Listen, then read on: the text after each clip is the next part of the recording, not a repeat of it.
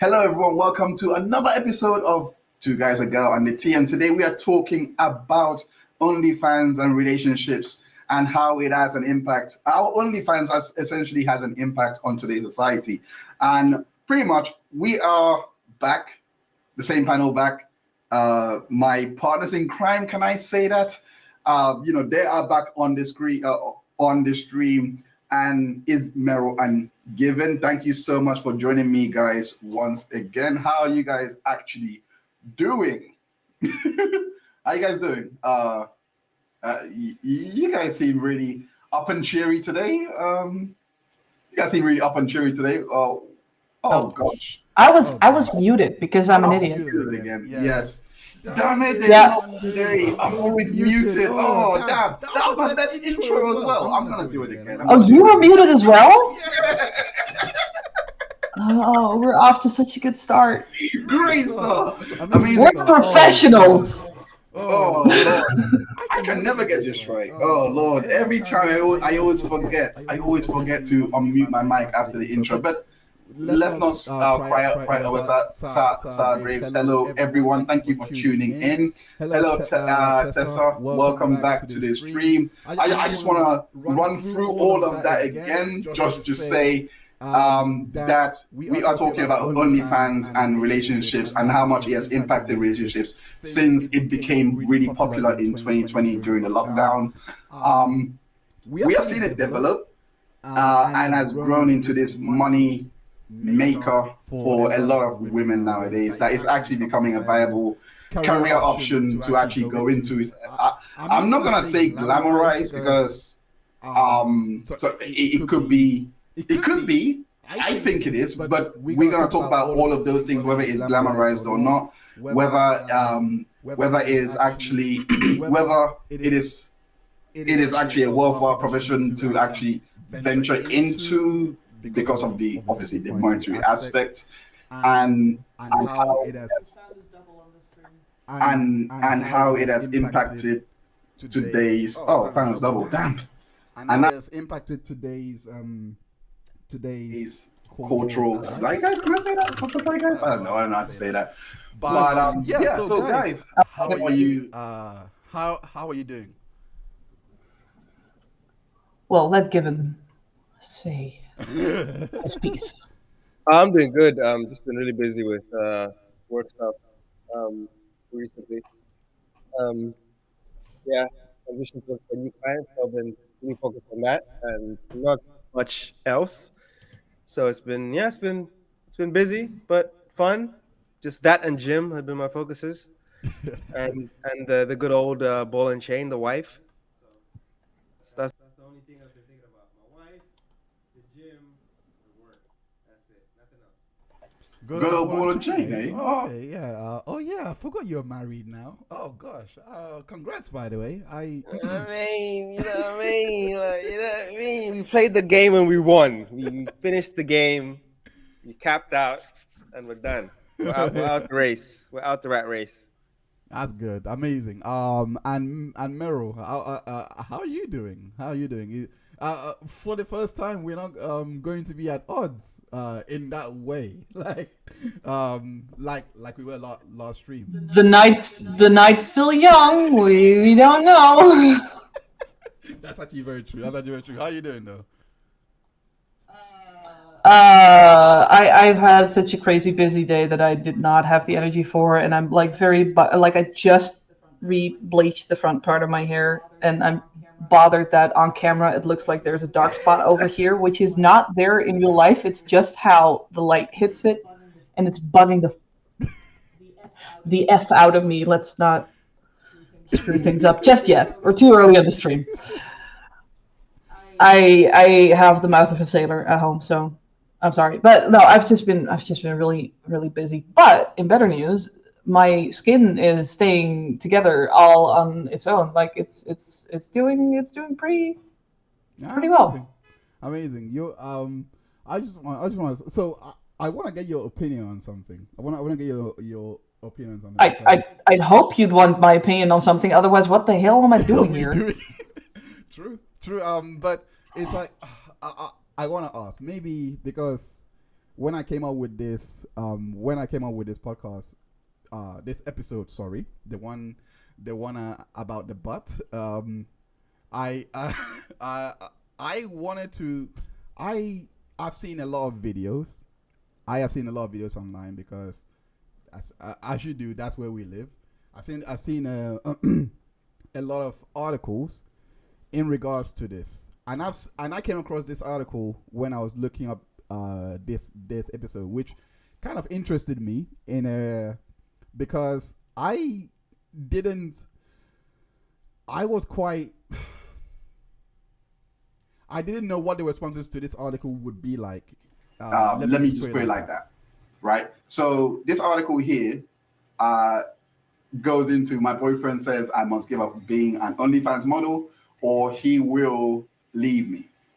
So when I saw the article, I was thinking in my head, in any circumstances, it's like saying you must give up this is kind of abusive. Like I think it's known as financial abuse. I'm not sure if you know what I mean, but I think it's known as financial. Why would this situation be any different? Huh?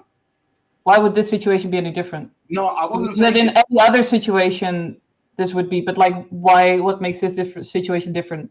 Right. No, because I actually don't know what the responses, like social media responses to this article is like, because this was like last year to 2022. So I didn't see it happen real time to actually bring up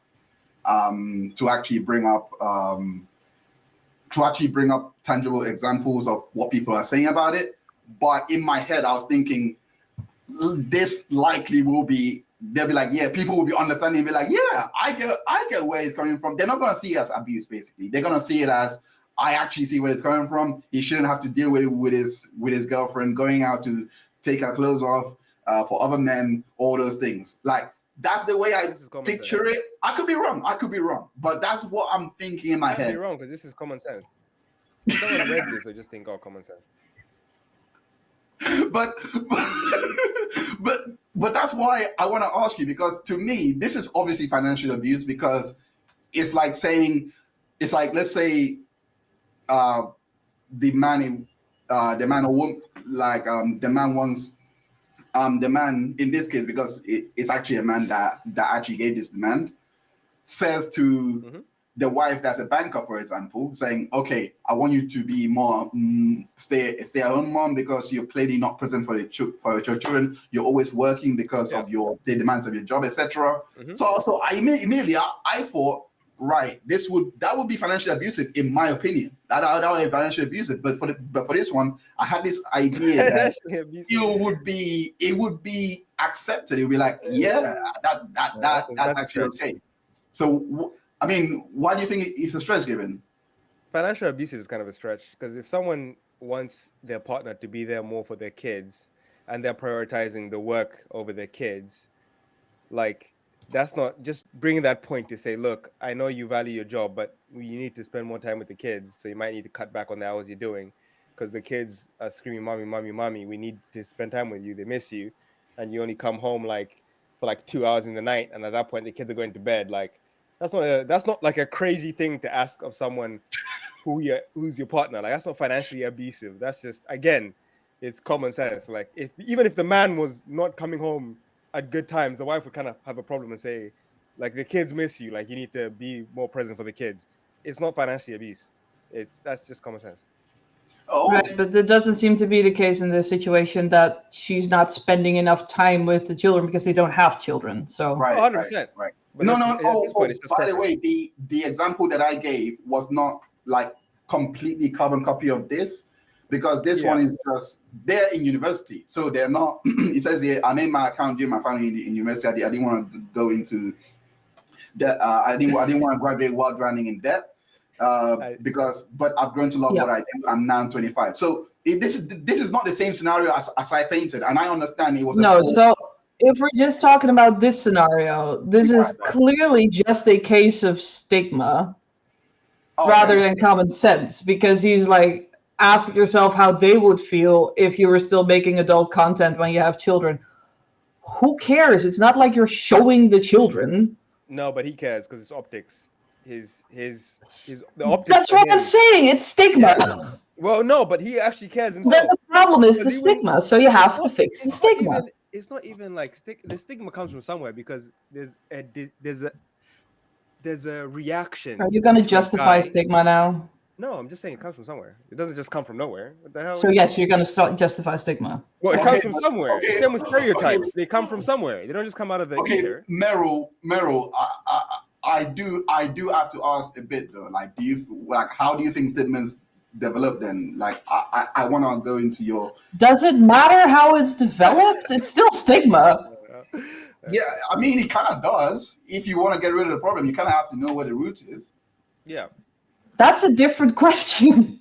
That's the same. That's what stigma is the root. Like asking where it comes from actually is the root. Well, yeah, but like where it comes from doesn't matter in whether or not it's justified.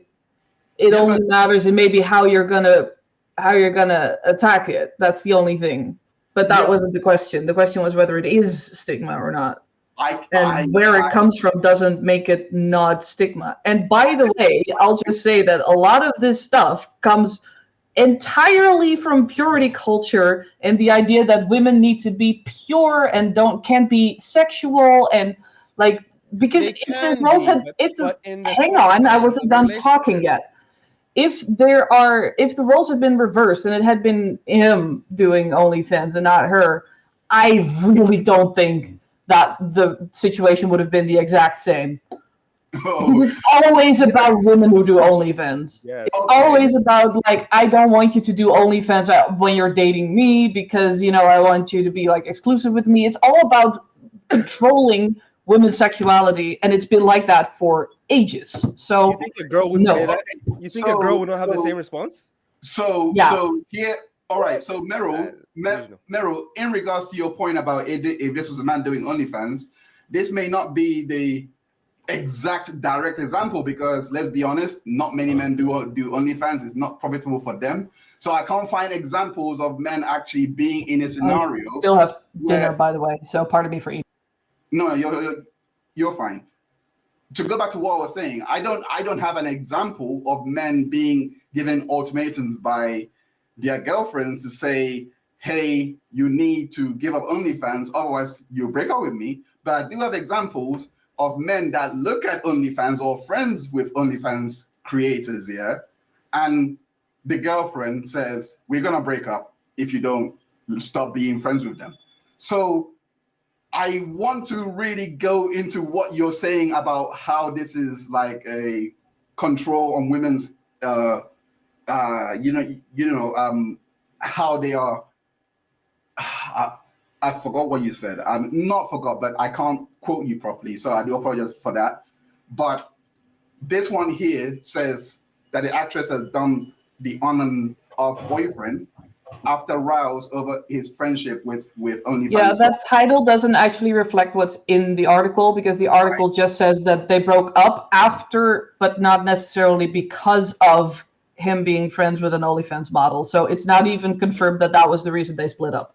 Right, but like the stigma example. Last time I read it, like, ain't this is Daily Mail, right?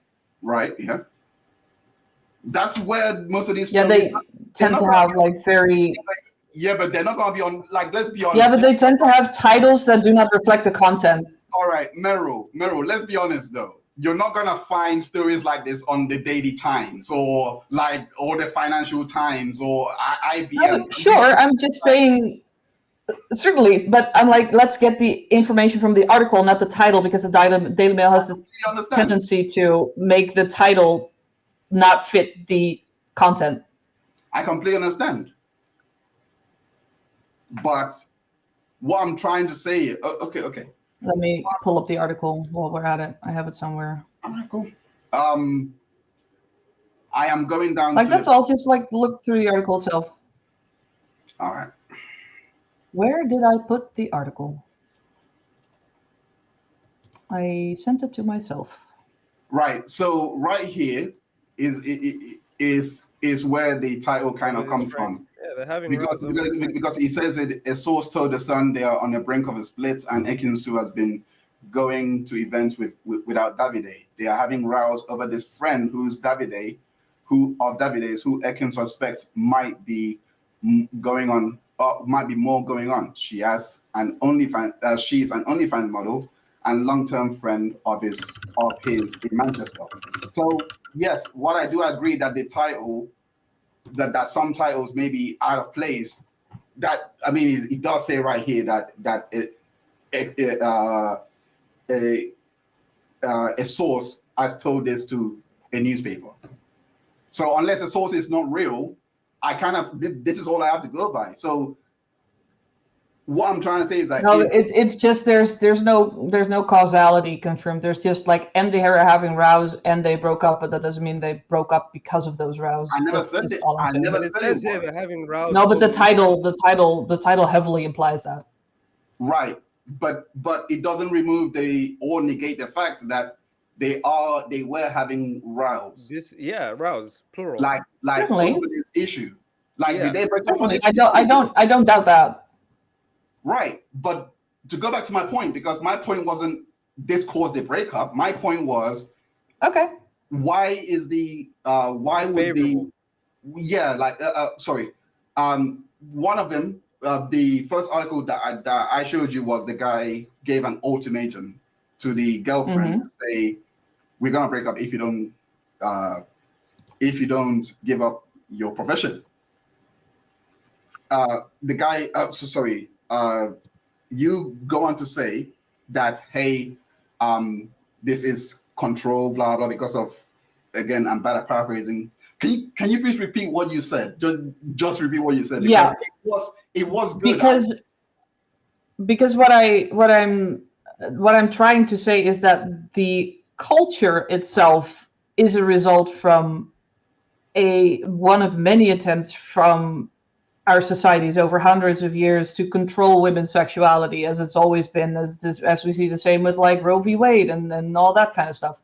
So that doesn't mean that it's like for an individual to control another individual. That's not what I mean. I mean, like, just as a whole, as a culture that people like buy into, and that's also something that people internalize, just like you have internalized misogyny or internalized racism or internalized transphobia, like all these things, because it's a culture, and to fit in, quote unquote, to have like social connections and basically not be cast out, there is a lot of pressure to not go against it too much. So lots of people, and also like, I mean, who are we talking about? Like random Love Island celebrities who usually are not really the example of healthy relationship skills to begin with. So what examples do you want me to give? Or people on OnlyFans are already like not good examples. What examples would you like? I'm just saying that it doesn't really show, like, it's not an example of healthy relationship dynamics to begin with. Well, so yeah, people with unhealthy relationship dynamics are going to do toxic shit. That's what would be an healthy relationship dynamic to you? Because most things that make the news are not necessarily healthy. I mean, I will go to a story here that kind of does maybe you can argue it's. See, look at that. I'm just saying, maybe, just read what it's saying there. Like, it's so right. No. I mean, here this is probably the only story that I found that kind of was, I don't know, healthy in a way, because they were together for like 8 years. So this is a productive relationship that has happened. They broke up. They didn't really provide a reason why why they broke up. But it was just like, right. So why are we talking about it then, if there's no reason quoted? Yeah, because this was a relationship that lasted for 8 years. Yes. So if there's no reason given, it doesn't get entered into the data pool, because we don't know why they broke up. Yeah. And also, relationship length is not an indication of relationship health. I understand that, but relationships can fizzle out. right? Can Yeah, naturally certainly, end. but abusive relationships can also last a very long time because one of the partners is being That's not kept what in I'm the talking abusive about. relationship. That's not So what I'm talking about. You asked for healthy, and I'm like, this is probably the yeah, healthiest. I asked for healthy, and you went for they've been together a long time, which is not synonymous with healthy.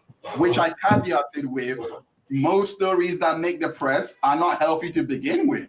So this is the best I could Certainly, find, which was a natural end to things. Because for me, she didn't say he did this, he forced me. In fact, he was actually very supportive of her career. It's just they just naturally fizzled out. I don't like I actually don't know why, because it doesn't actually list on here. But they were together for like 8 years since they were 16. And right. yeah, So in the discussion of how OnlyFans impact relationship, it really doesn't matter to look at a relationship that broke up, of which we don't know the reason, that happened to involve someone who happened to be an OnlyFans star that could have broken up for a million different reasons. It's just irrelevant to the discussion. That's true. okay. But what I'm trying to say is the when I brought this You're up. being a dead horse, my guy. That's it. No. What I'm trying to say is that when I brought this up, I was saying that I did say this, and I did caveat it, that this does seem that this does seem like a relationship that was going well. So is it And how long had she been doing OnlyFans at this time? Because if they've been together for 8 years and she's been an OnlyFans model for a long time, then clearly that was not an issue. yeah, Otherwise, they would have probably broken up sooner, right? yes, that's why I brought in as an example, because you were like, okay, like because it was like I said, An it was example of what? an example that even though that they have OnlyFans, that she's doing OnlyFans, and they are having this kind of relationship, that it doesn't and their relationship was quite well known. It doesn't actually always mean that OnlyFans relationships are doomed to fail. Basically, is what I was trying to say with that. But Oh, yeah, okay. That makes sense. but Okay. it's the best example. But the reason why I went here before framing it like that was because this was the best example I could get, because it's a healthy breakup. To me, a sign of a good relationship is how you break up. To me, Yeah. it seems I'm still great friends with my ex. I'm going to his birthday party later this week. Like, because when we broke up, there was no old pain to drag up. There were no old fights or old tensions or whatever. Everything had already been discussed. So it's just like, hey, we kind of grew apart. I really like you. I want to stay friends with you, but I don't really see you as like a romantic partner anymore. So let's just go our separate ways. Well, not separate ways. Let's just see each other as friends instead of partners, so that we don't have those expectations and pressures anymore. And it worked fantastically. We broke up like 3.5 years ago, and We broke up too. we're still great friends. So right. broke up Okay, too. but what I'm trying to say is I only went here because this was, again, I'm going to emphasize, this was the only. I don't know why you. In fact, you know what? Let me rewind a little bit. Why did you make that? I mean, what I'm trying to say is that your comment is more of a non sequitur. Like it doesn't really matter in terms of like because I'm using a Love Island example, it doesn't epitomize or like a healthy relationship. Of course, it doesn't. What I was trying to say is that most stories that make it here are not going to be healthy, because no one actually buys or clicks on these things if it doesn't have a salacious angle to it. So you're sure, not gonna. but what non sequitur did I? Your comment in regards to the Love Island star, I like I said, what do you want me to do? Like, what other examples did you want me to get? Ones that are relevant. Do you to go back Like to if we want to look into whether or not doing OnlyFans is like good for relationships or not, maybe we should actually be looking at relationships that are already healthy, because then the only variable would be OnlyFans. Because if you're looking at a toxic relationship, doesn't even need to be OnlyFans. They can just have the wrong color hair and it could already like it doesn't, it's not useful data. for the purposes of so- discussing whether or not it is an issue. It's not useful data. All So right. you need to find healthy relationships and then insert the factor that is OnlyFans and see what happens from that point, whether they stay together or they break up because of the OnlyFans, and see the percentage Ideally, That's what I'm couples who stay literally together. trying. that would be a highly sterilized, like, experimental form of it. But like, I'm literally saying though, I literally said this a minute. I couldn't find it. I really looked. Like you, right. So why bring up examples at all then? because you made a non-sequitur point, and I'm like, this is the best example I can find of a healthy one. I think we need to leave this point because it's not going to go anywhere at this point. We're just going to keep. Yeah. I going back to the same agree. point. I agree, Yeah, but like, let's just move on and continue from this point of what you were saying, and then let's get to Right. next stage. what I was saying was going back to what I was saying in regards to relationships. Going back to that example that I gave of you have an example here that the girlfriend was jealous of From a female friendship according that- to the boyfriend source that done OnlyFans. What does this suggest to you then? Like, does this mean like what does it mean? What does it show to you? Like, in regards to like people that do OnlyFans, like, is it something that is gendered for men, as you were making it out to be, or is it something that doesn't actually Women also discriminate, feel. or in that people generally just have those strong feelings Yeah, regardless? I think women also feel in that case with the Davide situation. Ekin Su also felt the pressure because she knows that his friend is promiscuous, and she doesn't want that kind of energy around her man. No, being on OnlyFans does not mean you're promiscuous. I said it gives that's what it gives the vibe. No, you didn't say it gives the vibe. You says she knows that Well, she's yeah, promiscuous. because she's having sex with all these random people. For what do you call it? OnlyFans models don't have sex with lots of people. They're just on A lot of them OnlyFans. do. A lot of So them. you're just building a tower out of assumptions. A lot of them do. But most of Yeah, them, but you went with she knows she is having sex with a lot of people, and then you're like, no, it's not getting most of, but a lot of them do. If I was Ekin Su, I would do some detective work. What you're presenting now is the stigma. Listen. If I was Ekin Su, I'm guessing this is how Ekin Su did it, because most girls, this is what they do. Most girls are detectives. This is what they do. When they have an inkling, they go deep and they research. She would go into this girl's OnlyFans and have a look.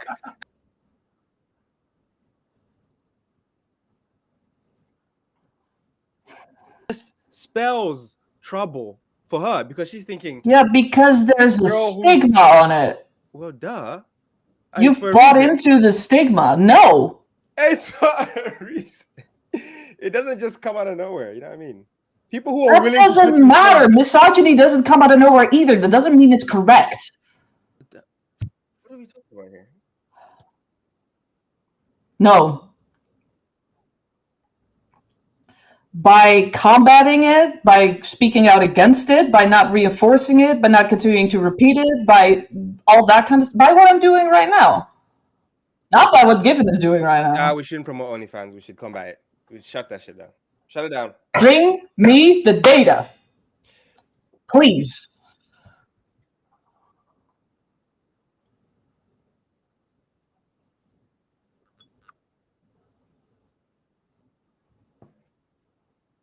No, it doesn't really matter how it got there. What matters is what the actual facts of reality are, because that's how you combat the stigma. How it got there is basically irrelevant. Like how we got to the whole idea of like this is actually an idea in purity culture that in many cultures in America, like especially religious cultures, there's like this thing that gets taught to women where they give you a piece of tape and then they stick it to someone's clothes and then stick it to another person's clothes and they keep going, and then at the end it doesn't stick anymore. And that's supposed to be a metaphor for how if women have been with lots of people, like they're not pure and good anymore. You should be with someone who hasn't had sex with a lot of people before, even though Both men and women have that same issue. If they've been with loads of people, we understand this. it is not true. And if that's the case, why does this only get taught to women?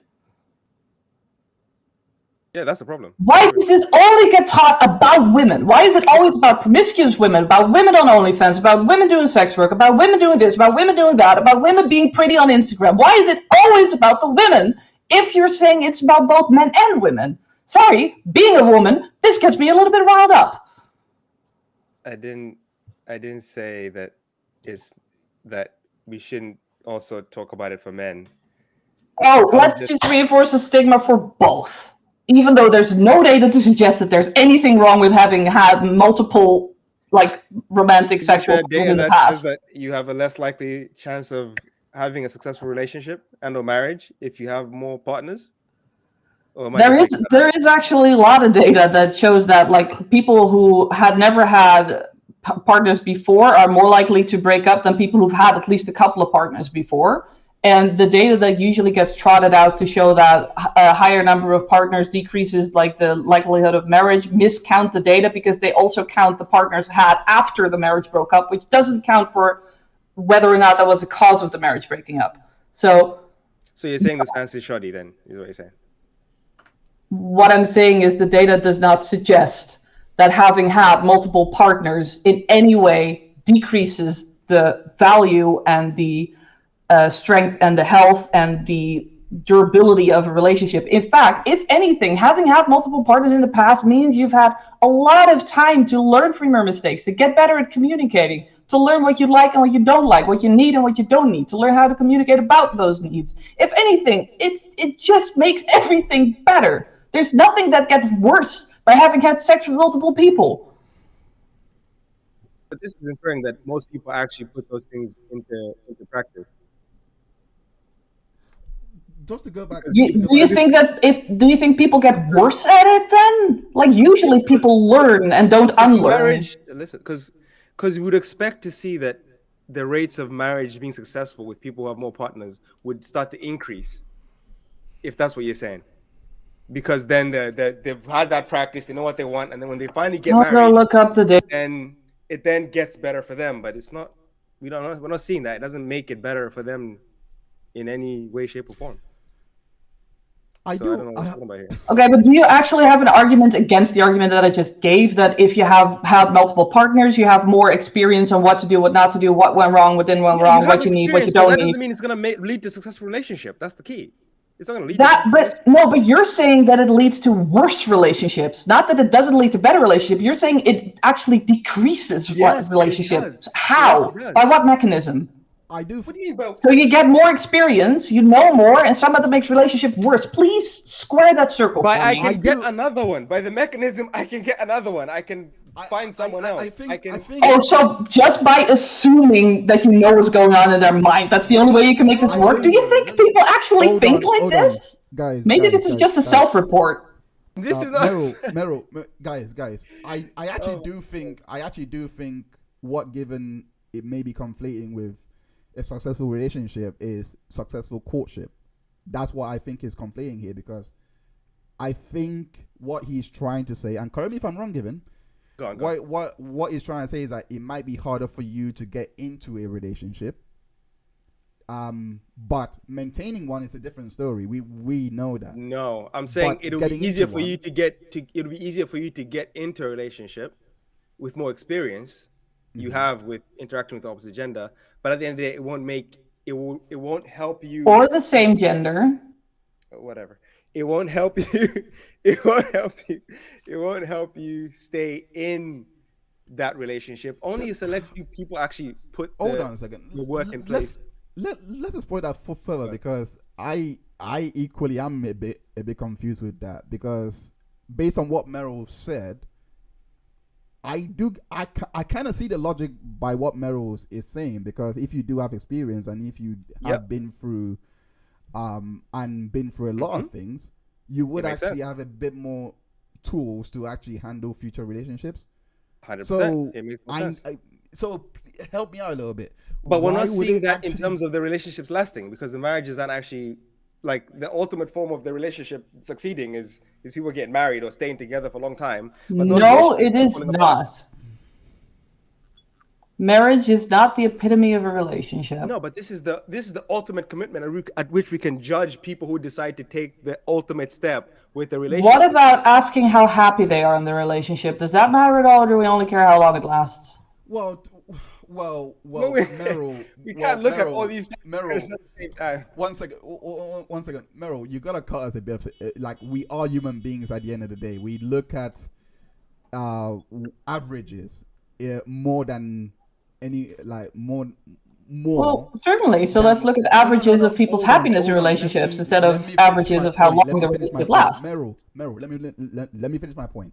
We look at averages. So when I looked at a time span, what Given is saying would negate me looking at a time span, because if those couples are not married, then he might say, well, they've been together for 15 years. Why would they not get married, etc. But the point is, for you to maintain a 15-year relationship, there has to be some kind of, at least a degree of happiness there that led it or kept it going for that long. At least no, it doesn't have to. And the big confounder in this point is religion, mostly, and like the way that we're taught that. Taking religion out of it, because religion is a factor in this. How can I take religion out of it if it's super responsible for people not breaking up when the relationship is not working anymore? No. It's not super responsible, and this is where I have to correct you. Religion is responsible for the thought that a relationship is not recognized unless it results into a marriage. It's responsible for that. But you can remove it, because people... It can be responsible for more than one thing. Let me finish. Religion is not responsible for that, because if people choose to stay for 10 to 15 years and they're atheists, that negates your point, which is why I said take out the factor of... No, it doesn't. What? Please, can you please explain to me an atheist being in a relationship happy with their partner for 10, 15 years? Can you please explain to me how religion has actually influenced that relationship to say that this is could you please wait? When did I claim that religion influences atheist relationships? Is that what I said? I said it influences. Hang on. You asked me to explain. The point was, what I was saying is religion is an important factor in looking at how long marriages last, and why that's not a good thing to look at to see whether those relationships are actually happy. Because in many religions, it's taught that it's a sin to divorce, that it's bad to divorce. There's actual active... Depends. I'm not saying there's no religion where you can't divorce. Like, it depends highly on the denomination. I've heard from so many people who are now in their 60s who said, well, I've thought about divorcing many times, but I didn't want to get excommunicated, or I didn't want to get rejected from my religious community. Even people who said, if I wasn't a member of the church, I would have divorced a long time ago, but it's frowned upon. So people stayed longer in a relationship than they would have if they didn't have religion hanging over them in those denominations where that's the case, which is not all of them. Fair enough, yeah. All right. So can you please go back to the point where you're trying to negate where I said, because I know what I said. I said specifically, you have an atheist that is in a relationship for 10 to 15 years, right? How has religion informed that relationship to survive for 10 and 15 years? Why? Because I said remove that. When did I ever claim that? Right. When I said remove the factor... I just clarified what I meant. Right. And now you're going back to the same point that I already clarified. It's not what I meant. Right. Removing religion out of it, me choosing to look at the factor of them having 10 to 15, 20 years is informed, because the point I'm trying to make is someone being in a relationship for 10 to 15 years, to me, at least shows or represents some form of happiness that can exist without religion. So why do you think that religion is such an... And I just explained that if you're looking at data, you're looking at an aggregate of a lot of different people, some of whom are atheists, some of whom are religious. Depending on the country, the mix is going to be different. If you're looking at the US, overwhelming majority is going to be religious, mostly Christian. If you're looking at the Netherlands, very proud to say we're 55% atheist. Fuck yes. So there's that. But the point I'm trying to make is if you're looking at the data, the reasons why they've been in that relationship for a long time, you're trying to extract for it. If they've been together for a long time, we can reasonably presume that they're probably also happy in it. I'm like, religion is a major confounding factor in it, because instead of only happiness and like success of the relationship being a factor in how long they stay, religion can, for those people in the data that have been religious and have been of those denominations I spoke of, can also be in a relationship for that long because their religious community doesn't allow them to divorce or heavily frowns upon it. So there's multiple variables that can lead to a marriage specifically lasting long. If we're just looking at relationships in general, not marriages, then the data changes, and then you can more accurately say if they're staying together for a long time and it's not a marriage and they have no children, then it's probably likely that they're pretty happy. Okay, so according to the data, what makes a successful relationship then? If length of time does not inform someone looking at it on face value, that could be a sign of a successful marriage. And they're taking examples from that, again, divorce of religion, that they're looking at it and be like, right, because I'm saying this with the major caveat of there has to be some kind of agreeableness by both parties, as in they both agree in terms of worldview, in terms of how they would relate to one another, and there is some kind of synergy going on here. So those are the two things that I picked up just by looking at my data, and it's not quantitative, it's more of qualitative, that this is what keeps a relationship long term. What have you found that I was muted again, sorry. What have Continue, you found? finish your question. No, that's essentially my question. What have you found that keeps a relationship together, and why isn't this available for people that engage in sex work, or in this case would be OnlyFans workers, which is a form of sex work? Right, so we're kind of shifting gear now from how can we tell if a relationship is happy to what specifically is the case with OnlyFans models. Do I understand you correctly? No, this has always been the gear. We just trying to establish why relationships fail in general. For the past 10 minutes, it was in general, and now you want to specify it to OnlyFans, is what I'm asking. With this, it's always been about OnlyFans. For the past 10 minutes, we were not talking about OnlyFans. I agree, because we're trying to set a baseline. So it's not always been about OnlyFans, because the last 10 minutes it wasn't. The show is OnlyFans, so we're trying to set a baseline of what the show as a whole. I'm talking about this minute.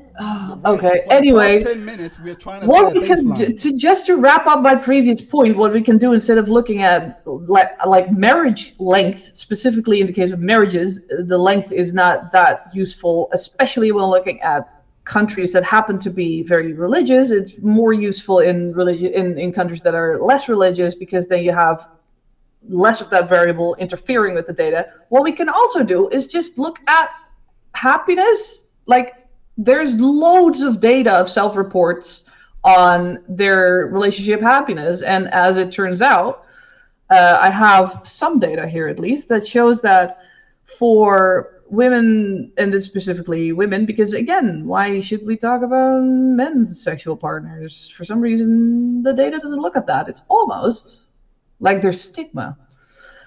Right, so the women's number of lifetime sexual partners and the chance of being, quote, very happy in one's marriage for 3 partners and for 11 to 20 and 21 plus partners was not statistically different from one partner at the P less than 0.05 level. So. Well, I mean, like I said, there will always be stigma, I can bring up examples of other statistics where men are the stigma of that statistic. Like, for example, domestic violence, rape, the stigma is there. The point I'm trying to Okay, establish. both of those things are irrelevant to the point I made. Continue. Can I? All right. Yeah. What I'm trying to what I'm trying to basically get at is going back to the original point and going back to the main point that started this on is the ultimatum that was offered to the girlfriend saying the OnlyFans work. Yeah. Stop. Right? That was one. The other example was the friend, the source that said that they were having a row because he was friends with OnlyFans. With an OnlyFans model. This next example, I think this was. Let me just get it up. Sorry, 1 second. This one here, basically, 1 second. Yeah, so this one here is basically. It basically says in this article here. So let me just go into it. Oh, sorry.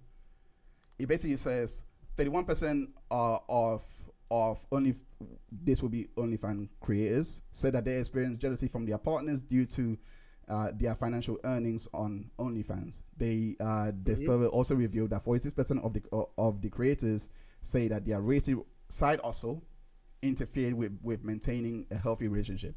So two things were brought up in there, which was obviously the jealousy because of the amount that they're earning from doing the work, and this one also jealousy. Says, huh? It's almost like there's stigma and there's a culture that wants to control women so that the men are the main financial earners in the situation so that they have more control over the women. Ta-da! Of course it interferes with maintaining a healthy relationship if there's stigma. Ta-da! Like, it's just so bleeding obvious and very, very hard not to swear. Let me just ask a question here. Can I ask a question quickly? Bring it. I need to ask a question to you, Sally. If you were in a relationship with a lady that did OnlyFans and she out-earned you, how would you feel? But like a marginal amount, like a crazy amount. Like let's say she makes let's say 250,000 a year. You make like 30-40K a year.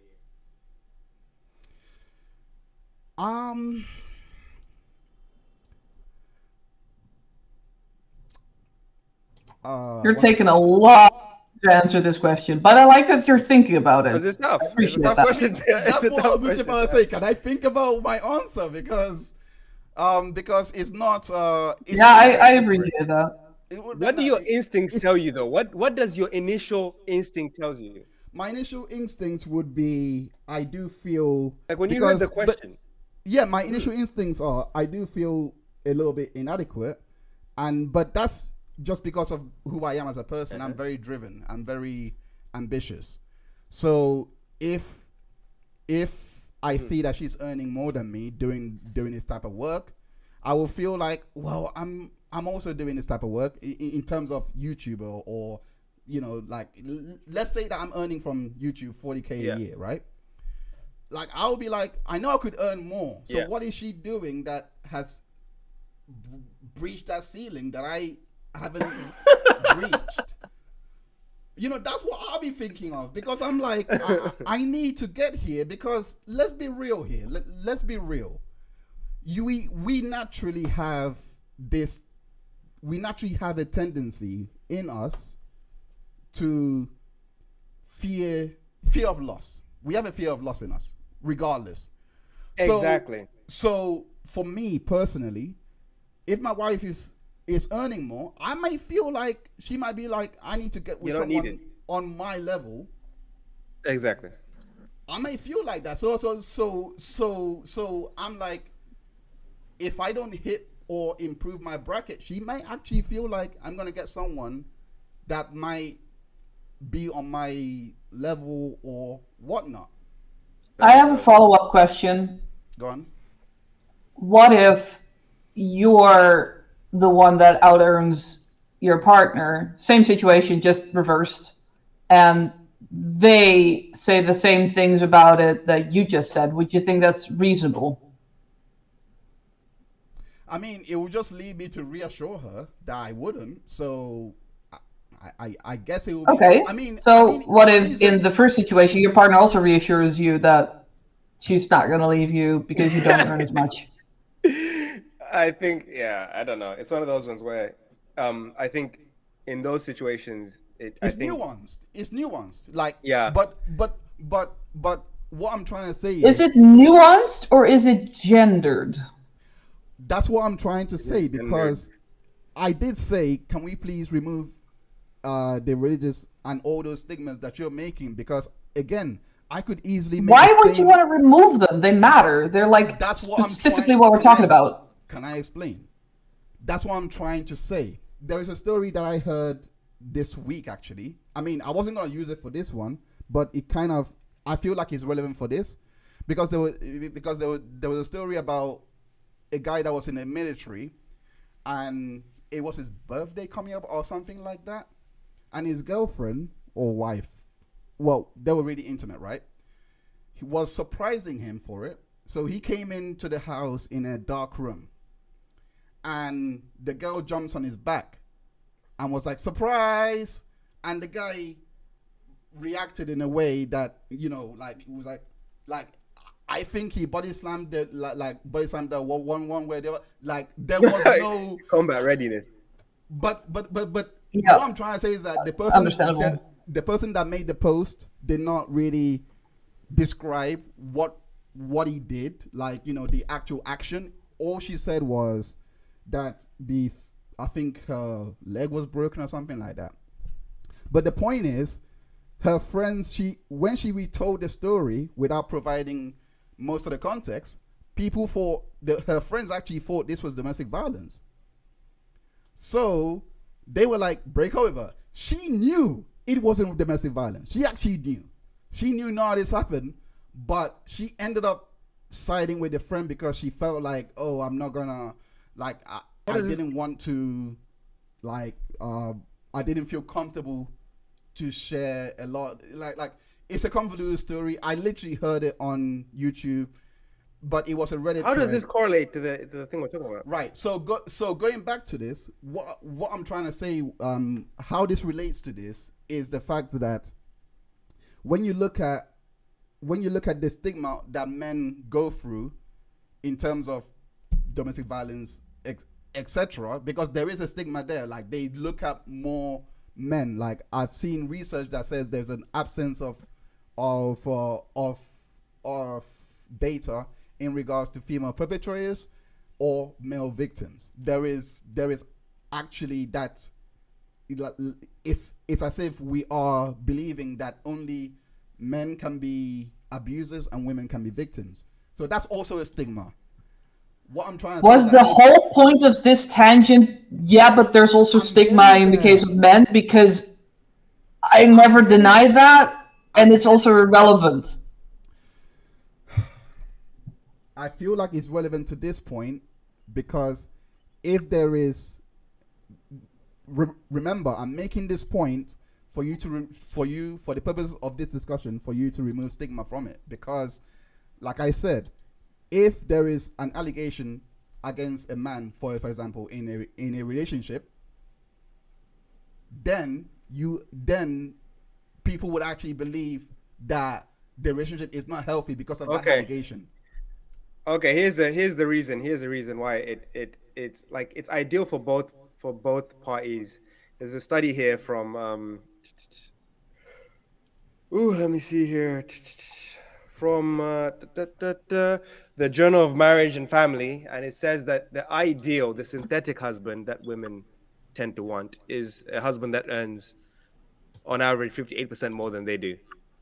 So there's clearly a want for a man who's more capable. So I'll send it to you. Did you remember a while ago while I was talking about it being the culture and about the things being internalized to fit in? I know, but this is what people want. So, like, yeah, because they've internalized it to fit in. Well, now we can't uninternalize it because that's what they want now. So we can't There's nothing we can do about that one. Those people are too Oh, far it's gone. just, it's basically, I mean, imagine if it's racism and it's just like, yeah, people just want black people as No, slaves. I'm And, talking no, about the let me people that, finish. Let me finish. And then it's just like, and black people want to be slaves. And then you're like, that's bad. That's a stigma. He says, yeah, but they want it. Yeah, no. because of internalized racism. This is This how is why I'm trying to cut internalization of you off, bigotry works. because you're misconstruing what I'm trying to say. I'm saying that No, I don't think I am, but please the humor people in me. that study are already too far gone, is what I'm saying. You can teach this to the coming generation, and they will digest it and they'll accept it and they'll understand it. But the people in that study are gone. There's no Can you send me saving that them. study, please? That's Can what you I'm send- trying to say. Yeah. So effing what? I'm trying really hard not to swear. Who cares? What does that He said, matter? find me a study, and we find you a study that tells you why a man might feel like this woman would leave him if she out earns him, and then you're saying it's because of this, and like we understand it's because of that, but at the same time, those people have those mindsets it's there. already. It's a So fear. it's Yeah. there. They're there already. The mindset is there already. We can help the next I generation. said it's because of stigma. Now you're saying, yeah, because there's. Yes. Yeah, but- I said there's stigma. Like that's Yeah, but just that's Meryl- the whole. I Who just. disagreed with you? Who disagreed with you Meryl. about the stigma? No one disagreed with you about the Meryl, stigma. what I'm trying to say is that you can't keep saying it's a stigma, it's a stigma, it's a stigma. This is why I Yes. said remove it, because Crazy argument. you're not gonna reach anywhere by keep Yeah. saying the stigma. I'm is not this. gonna reach anywhere with you two. That's for sure. Because Because there's a no stigma. like. If there's an issue and racism is an important part of it, you're not gonna say, "Well, remove the racism." No, because it's there. because It's part of the problem. What? Racism is that's not what stigma. That's what not that's so disingenuous. Racism is not Racism stigma. is stigma against people Abuse- of a different racism- color. Yo, racism women is literally on the same level as abuse. There's So abuse preferences. is not a stigma. Like there is preferences. We know women generally prefer taller men. There's no getting around that. We can try and teach them to like shorter men, but at a certain point they're gonna be like, bro, no, you can't keep trying to force short men on us. We don't want them. There's It's only like so you much two you are can just do. trying your darndest There's to only so much you can somehow do. justify the situation, and we're just helpless. We can't do anything. You can speak out against it, Meryl, like Meryl, for Meryl. whoever's sake. You're just like, well, it's there anyway, so let's just give up. Meryl, what do you Give up. This what is do the you- market, so what- you adapt. That's the One point. second, guys, let's not speak over each other. Meryl, what do you think stigma actually is? Because if you say racism is a stigma, then I don't know, man. I like racial abuse actually does exist, and that's not a stigma. That's actually a real thing. Right, but now you're picking out a very specific manifestation of racism and saying, but that's not stigma. No, but racism in general, like having negative attitudes towards people of a different skin color, which is what racism is, is a form of stigmatization, because stigma in Greek means like a spot or a mark or something. That's why Right. the holes in the handy holes in Jesus' hands are called stigmata, which is the plural of stigma. Yeah. And it's like a mark of just. It is like it's like prejudice, It's basically. a mark of disgrace associated with a particular circumstance, quality. or purpose. Right. Okay. Now that we have that baseline, going back to the OnlyFans model part, because yes, this is why I was trying to say remove the stigma out of it so that we can actually go into the. Why remove the stigma if it's part of the problem? What are you even trying to say? Because I'm trying to actually get to the bottom of why these relationships. And how can you get to the bottom of why these relationships are failing if you're just ignoring the fact that there's stigma at play here? All right. When I was in Greece, I was DJing in Greece. I actually met two porn stars that were they've been in the industry for a while, and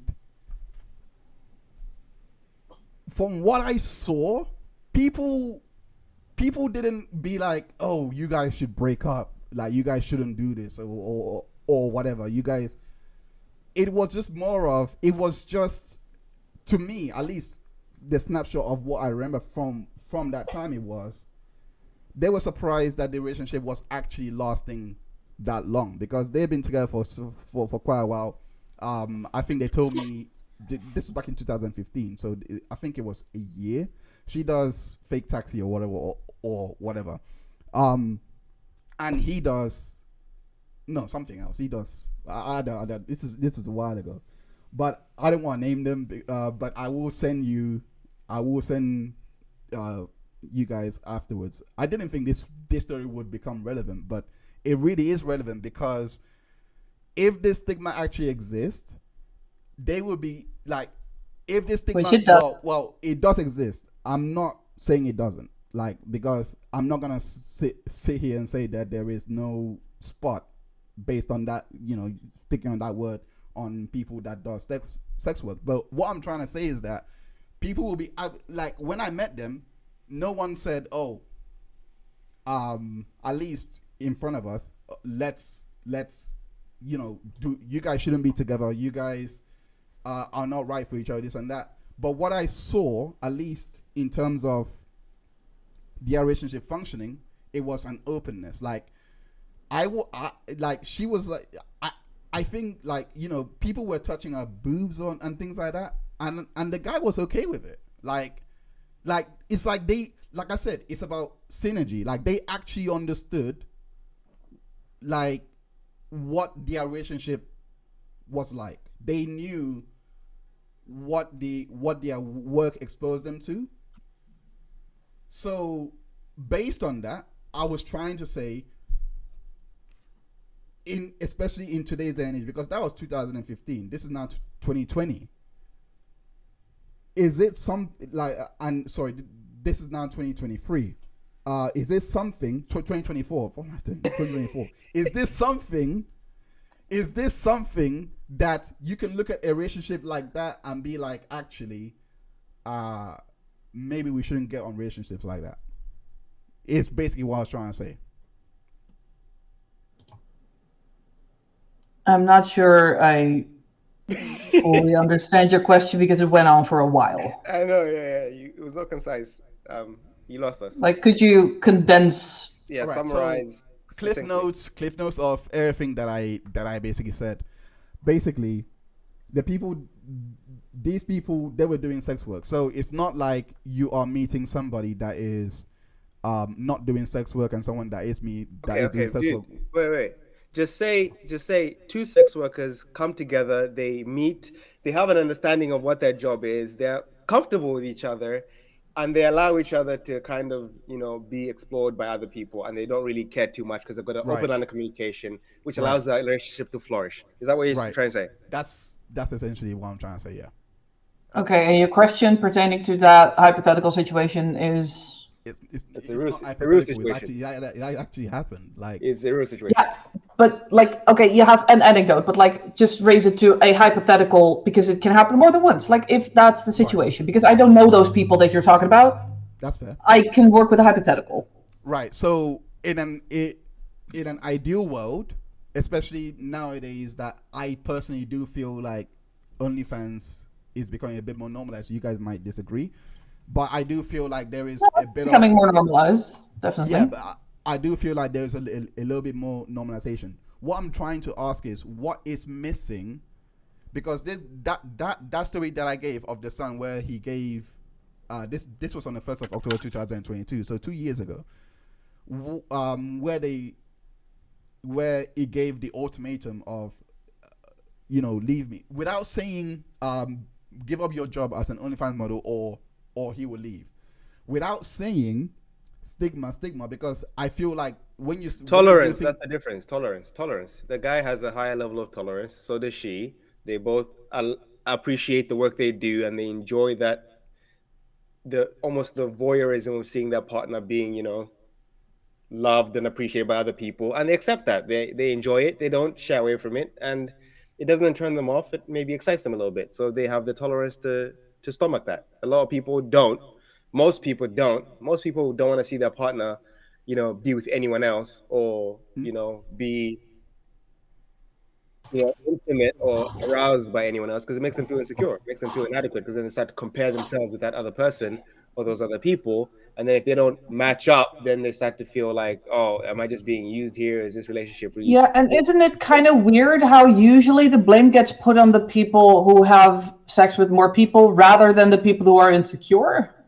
Right. Okay. What's important? Ain't that kind of weird? Okay, Tess. just to speak to your point, just to speak to your statement just now, Tessa just said, "What's important in a relationship?" Question mark. Good for open communicate, good and open communication, caring and loving for each other. Doing OnlyFans is not an inherent problem. Neither is sex work. Nothing of that nature is. I actually. By the way, Tessa, OnlyFans is sex work, but I know what you mean. You mean like in real life physical sex work, but OnlyFans fits the definition of sex work. Right. So, so when I read that comment, I'm like I said, I go back to synergy, like, because I agree. Because I like everything that Tessa just basically said in this, in this chat is basically what I saw back then, because they had an understanding that this is their industry.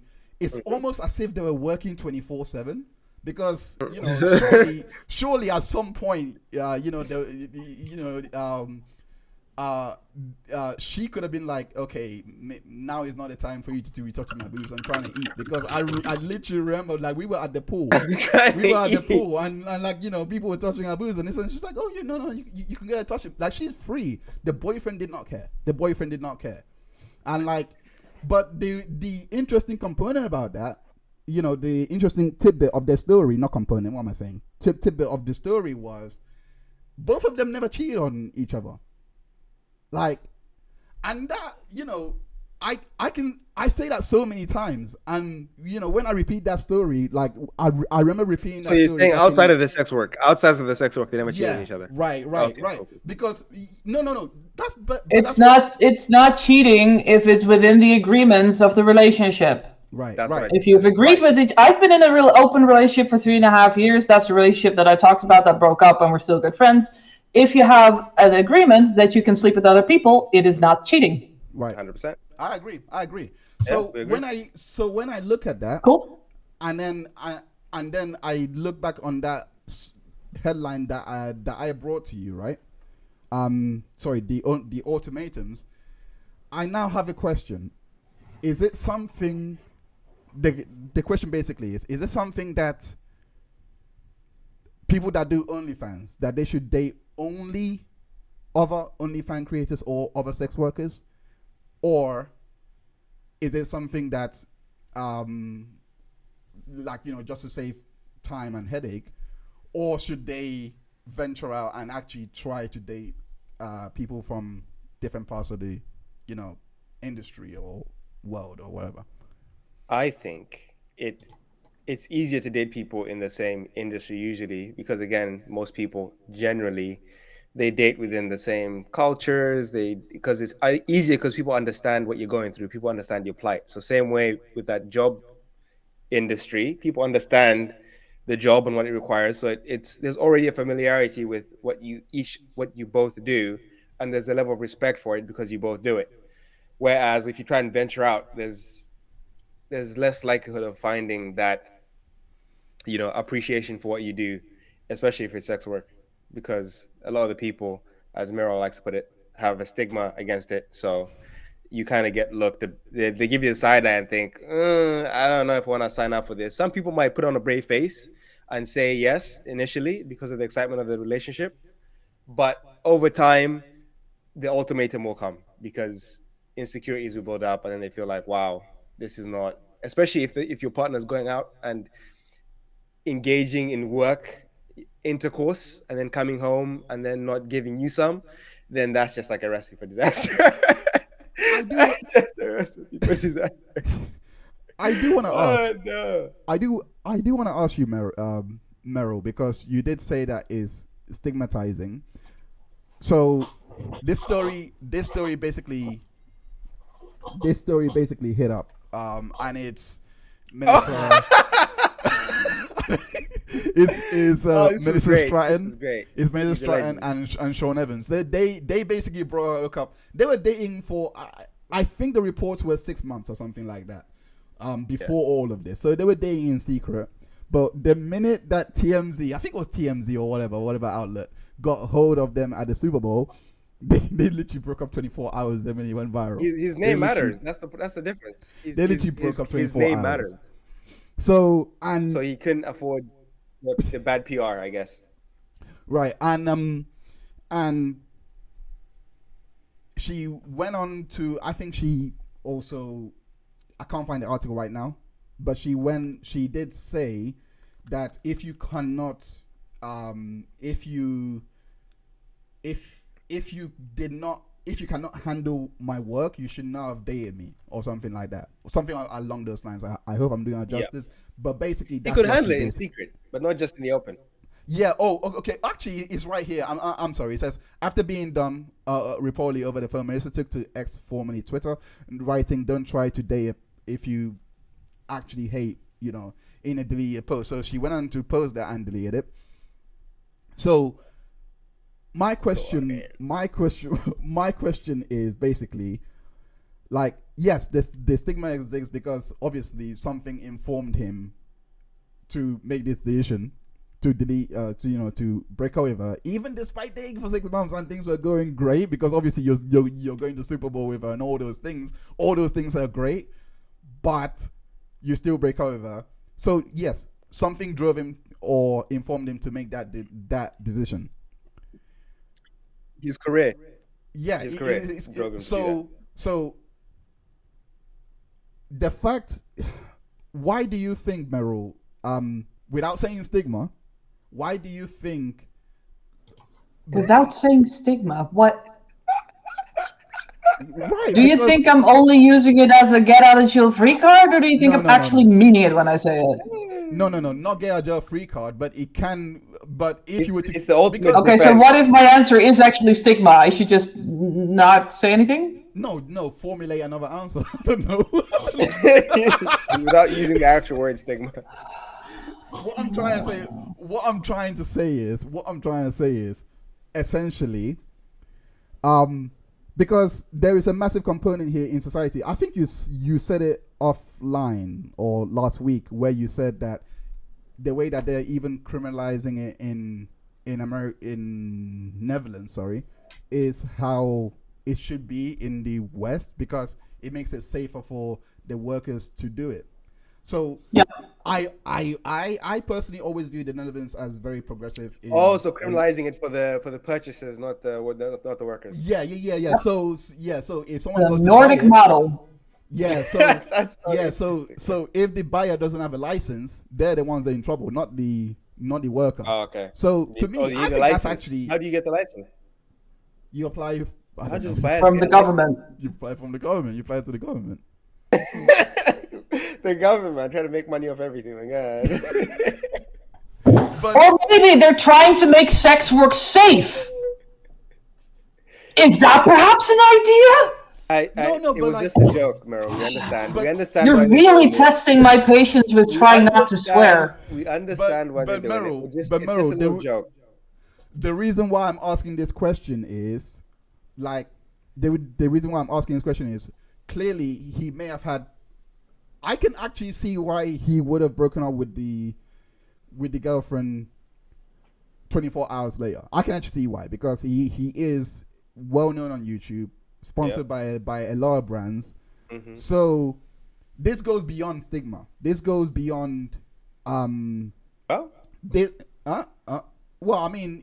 I mean, I don't think something exists as systemic, whatever. I don't know. I don't know what to call it for this one. But what I'm trying to say is, companies like having the influence to, like, okay, they have their own values, whatnot, in regards, and family friendly values. Right. You're not gonna compromise that. Bottom line, you're not gonna find Disney sponsoring Melissa Stratton or Pornhub. You're not gonna. You're just not gonna find it, right? They're not gonna be.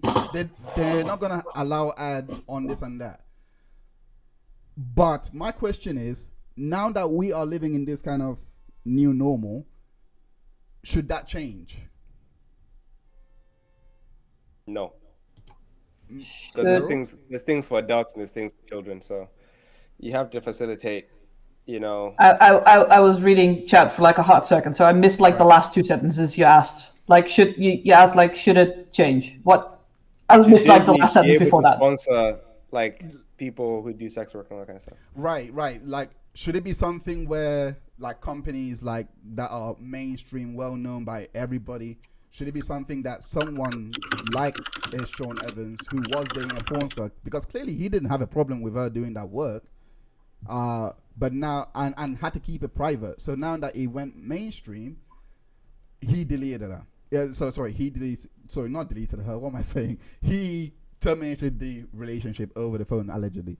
So, when all those things happen, do you like? I personally think it's because of the sponsorships, the people that he's affiliated with, not necessarily because and the celebrities as well. Because if you think about it, celebrities will not want to go on the show if they find out there's all this scandal happening with him dating, P stars and all that kind of stuff, and they don't want that association with them.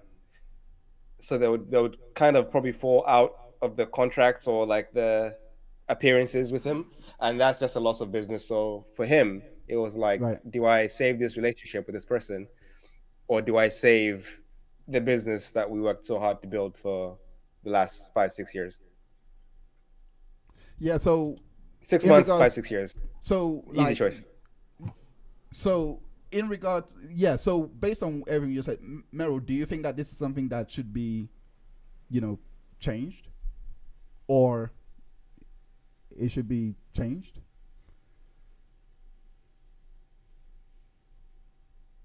You're muted. You're muted. Oh, go on. I still don't understand what you mean by it.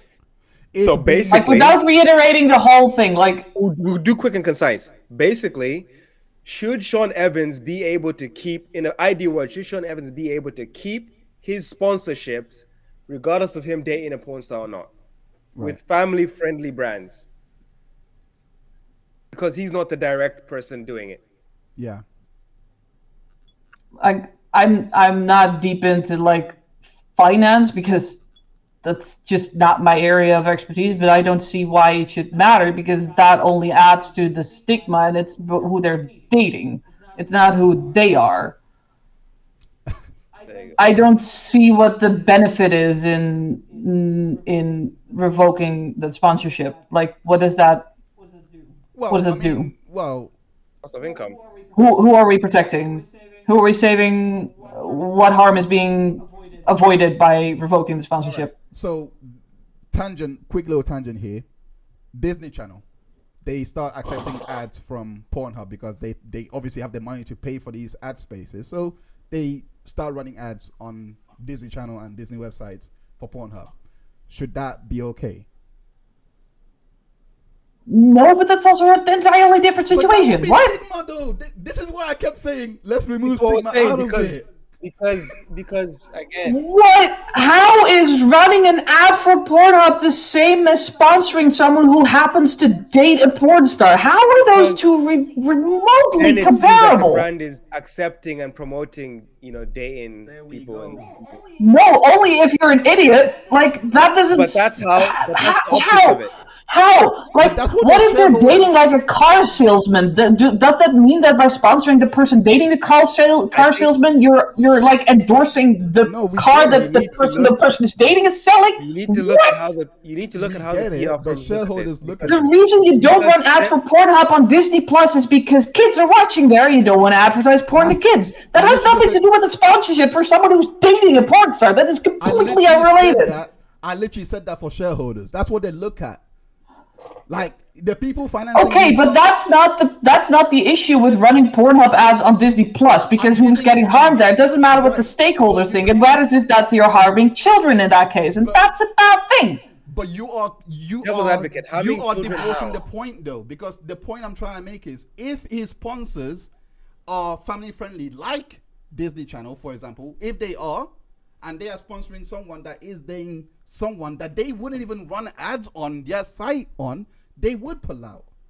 So I'm asking, is that actually okay? Well, because you're sponsoring the person, you're not sponsoring the person is dating. That's just too far removed. That's the affiliation, though, because everywhere they go, they'll be seen with that person. So it's secondhand. So if so it's almost like it would be a good thing to destigmatize this. No, it's one of those things that PR firms would look at all this and obviously understand that this is not. Yeah, because of the stigma, it's bad PR to be dating a porn star. Okay. Yes. Okay. You're saying because you can't have family-friendly brands associating with people who associate with people in those industries. Meryl, I really gotta ask. Are you? It's not rocket science, but Do you really not understand the causal effect of that? I mean, again, I brought that example of running, of Brazzers or whatever, of them running ads on Disney. On Disney for this particular reason, because there's, like, if it's your point, there's a stigma on it, because but at the same time, your rebuttal was, okay, that's for children, we shouldn't do that because it's for children. What about Twitch, for example, or YouTube? Don't they have age restrictions on videos already? I understand. Right, so what's the problem? Right. Now, does Twitch run ads like on Brazzers, for example? Should they do it? Like, there's age restrictions with a reason. I completely understand. I'm asking, should they actually do it?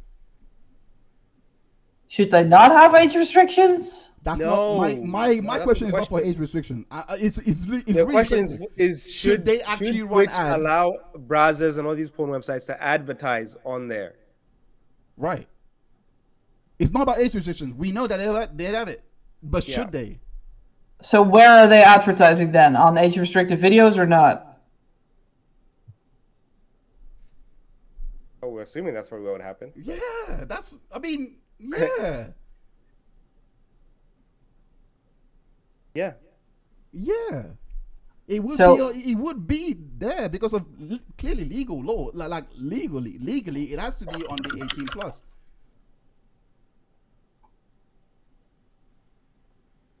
But should they? I need to digest that a bit, because that's where two of my principles kind of butt heads a little bit, because I do need to think about that and explore what I would actually think about it before I can answer, because there's, on the one hand, there's the thing of, as long as there's like an age restriction, shouldn't really matter. But on the other hand, there are so many issues with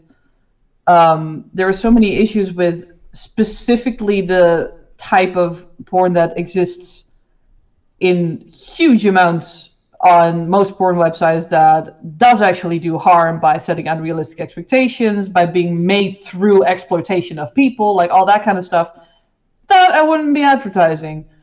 Also, there's also a time and place for things, but then again, I don't, like, my instinct right now would be like, I wouldn't say it's necessarily harmful. I would say there's just a time and place, and that might not be the time and place. I just can't yet articulate why. All right. In regards to your time and place, on Channel 4, for example, they used to run really adult programs from 10 o'clock onwards, because the assumption was the children would be in bed. They didn't obviously go full out, porn, but they would run shows that would show the nipple a little bit, or actual sex scenes, etc. That's an example of it. Maybe not on the BBC, because that's a bit too much of a family friendly brand, but definitely on Channel 4, because I definitely remember seeing Big Brother on there past 10 o'clock. Definitely remember Davina McCall always saying, "You're live on Big Brother, please do not swear." Like all those things tend to happen past 10. Like Watershed. Huh? Like Watershed. Right. But even with that, you still don't have advertisements to go on Babe Station, for example, on those channels. What I'm trying to ask is because I feel like we're getting to the point in which OnlyFans is getting more and more normalized. Sex work is getting more and more normalized. So I'm literally trying to get to the point of should this industry, should it be should it be advertised in a way? Not advertised, but damn, how do I ask this? What I'm trying to ask is the workers that work in this industry, etc., making money from it. Again, without saying stigma, because that's kind of a broad umbrella stroke that doesn't really answer the question that I'm trying to ask is, because if it is a stigma, why is it that when it comes to like platforming these people that does this work, it becomes an issue, like platforming it on channels like I said, Channel 4, etc. Like, why can't they easily go on channels like Disney Channel, like those kids shows all those? Why can't they do that? And the reason, and do you see what I mean? Yeah. Do you see what I mean? Because No. it can't be because it can't be stigma at that point if you That's can't true. even get on the 10 p.m. slot of Channel 4. It can't be stigma at this point. It has to be something more than But are we talking about like programs that happen to involve explicit sex but are not meant to be erotica, or are we talking about porn? I'm talking about like literally like even Sky Movies, for example. They even show like softcore, but not Yeah. like full on.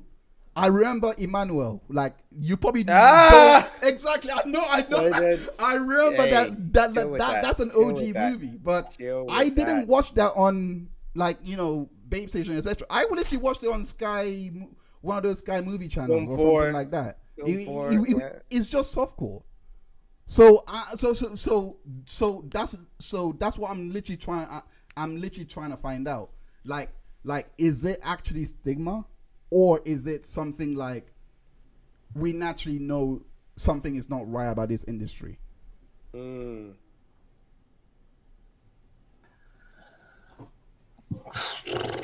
Because I think a lot of people don't have the I think we give too much credit, because you need to teach people a lot, and a lot of people don't have the willpower to actually use things responsibly.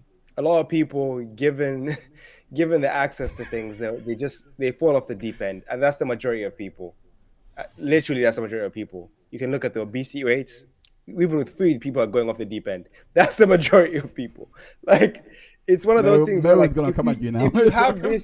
if you have this on like a silver platter being advertised everywhere, like, it's just gonna lead to more like depression and seedy behavior. And there's even another article that says porn use in men and women's sexual performance evidence is that there's a large difference between, actually, for men it may more likely negatively affect them than for women. It might positively affect them, which is actually kind of interesting. I'll link that. I'll put that study here. It's almost like it's gendered. There we go. Well, that's what the study says. So I don't know. You miss study over there. You can have a look at this and then give us your feelings on the Wait, study. did you send that in our chat? Well, Yeah. Okay, so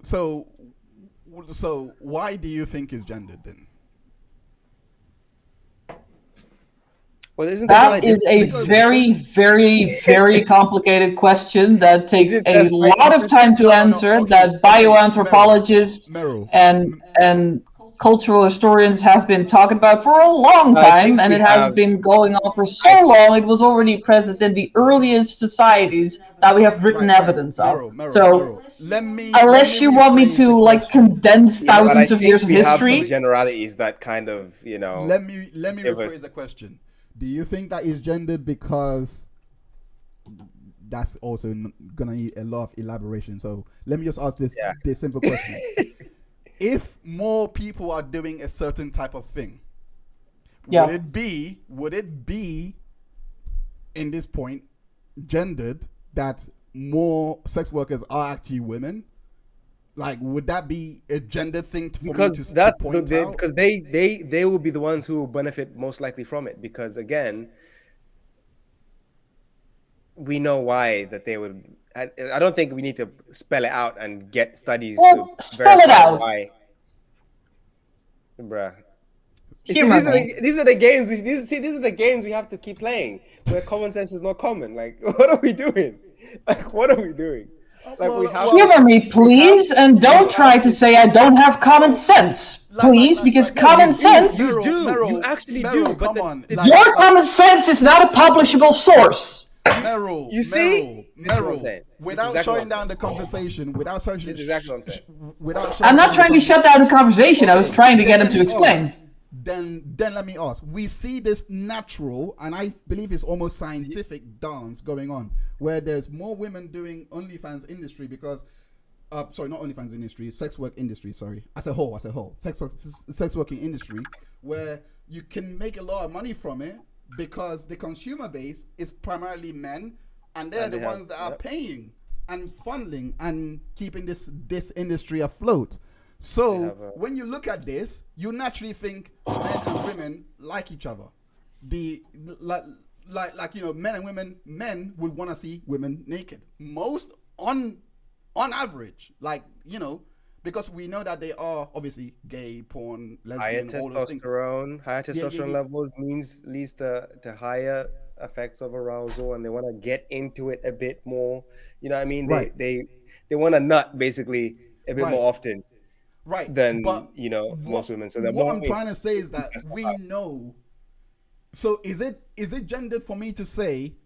Is it gendered for me to say that men watching?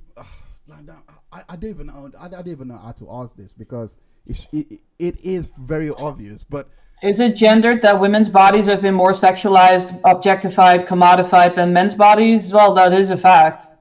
Well, it's a fact. Yeah, that is because a fact. men.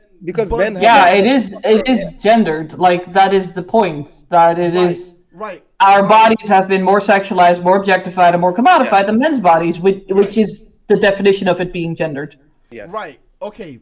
But what I'm saying is that every time you keep saying that, do you not see how it actually does exploit the workers that actually want to do sex work? Like you're basically saying that you're feeding into the into the objectification that men would give you because it's gendered. What? What do you think I mean when I say something is gendered?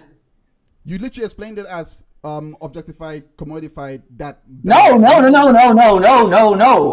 It being gendered means there's a difference in numbers, statistics, whatever between genders. Right. That's literally all it means. Right. So what do you mean? What did you mean when you said that women's bodies are more objectified, commodified, all of those things? What did you mean? That. What would? But in the context of the discussion. There are more female porn stars than there are male porn stars because our bodies have been more objectified, commodified, and sexualized than men's bodies. Why did men do that? That's the question. Why did men do that? Why? Then we get back again to the whole condensing thousands of years, and if we're talking about like sexualizing in general, we're talking about tens of thousands or even hundreds of thousands of years of evolutionary biology that comes into it, and I can't condense that in a few minutes. All right. Let me just ask the question: is it bad that they are objectified, etc.? All of those things. Is that bad? Is objectification bad?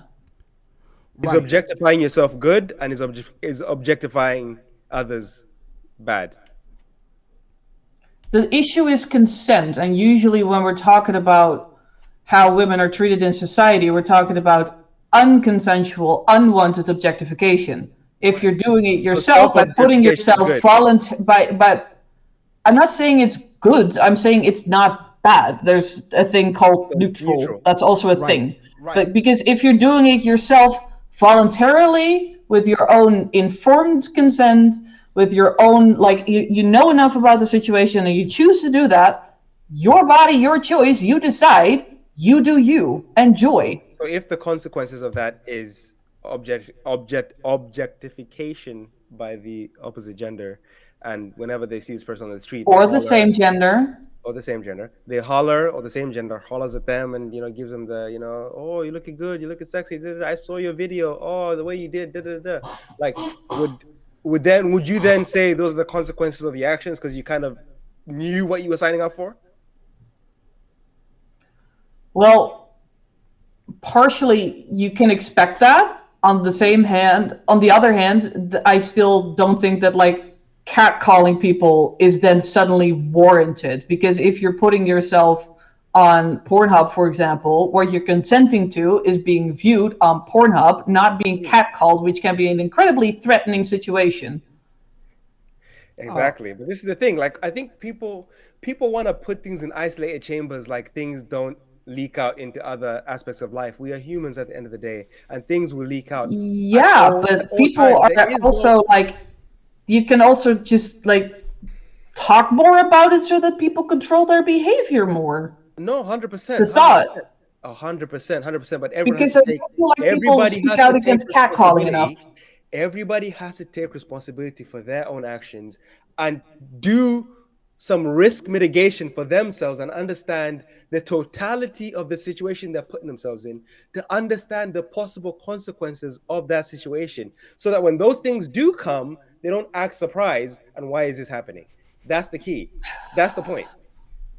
Right, but can we still say that the people doing the bad things because of the other thing are still bad? Like if someone puts themselves on Pornhub and then later they run into someone in the street who's seen them on Pornhub and decides to rape them, are we going to say, well, you know what you signed up for, it's a risk? Or are we going to say, hey, the rape is also bad?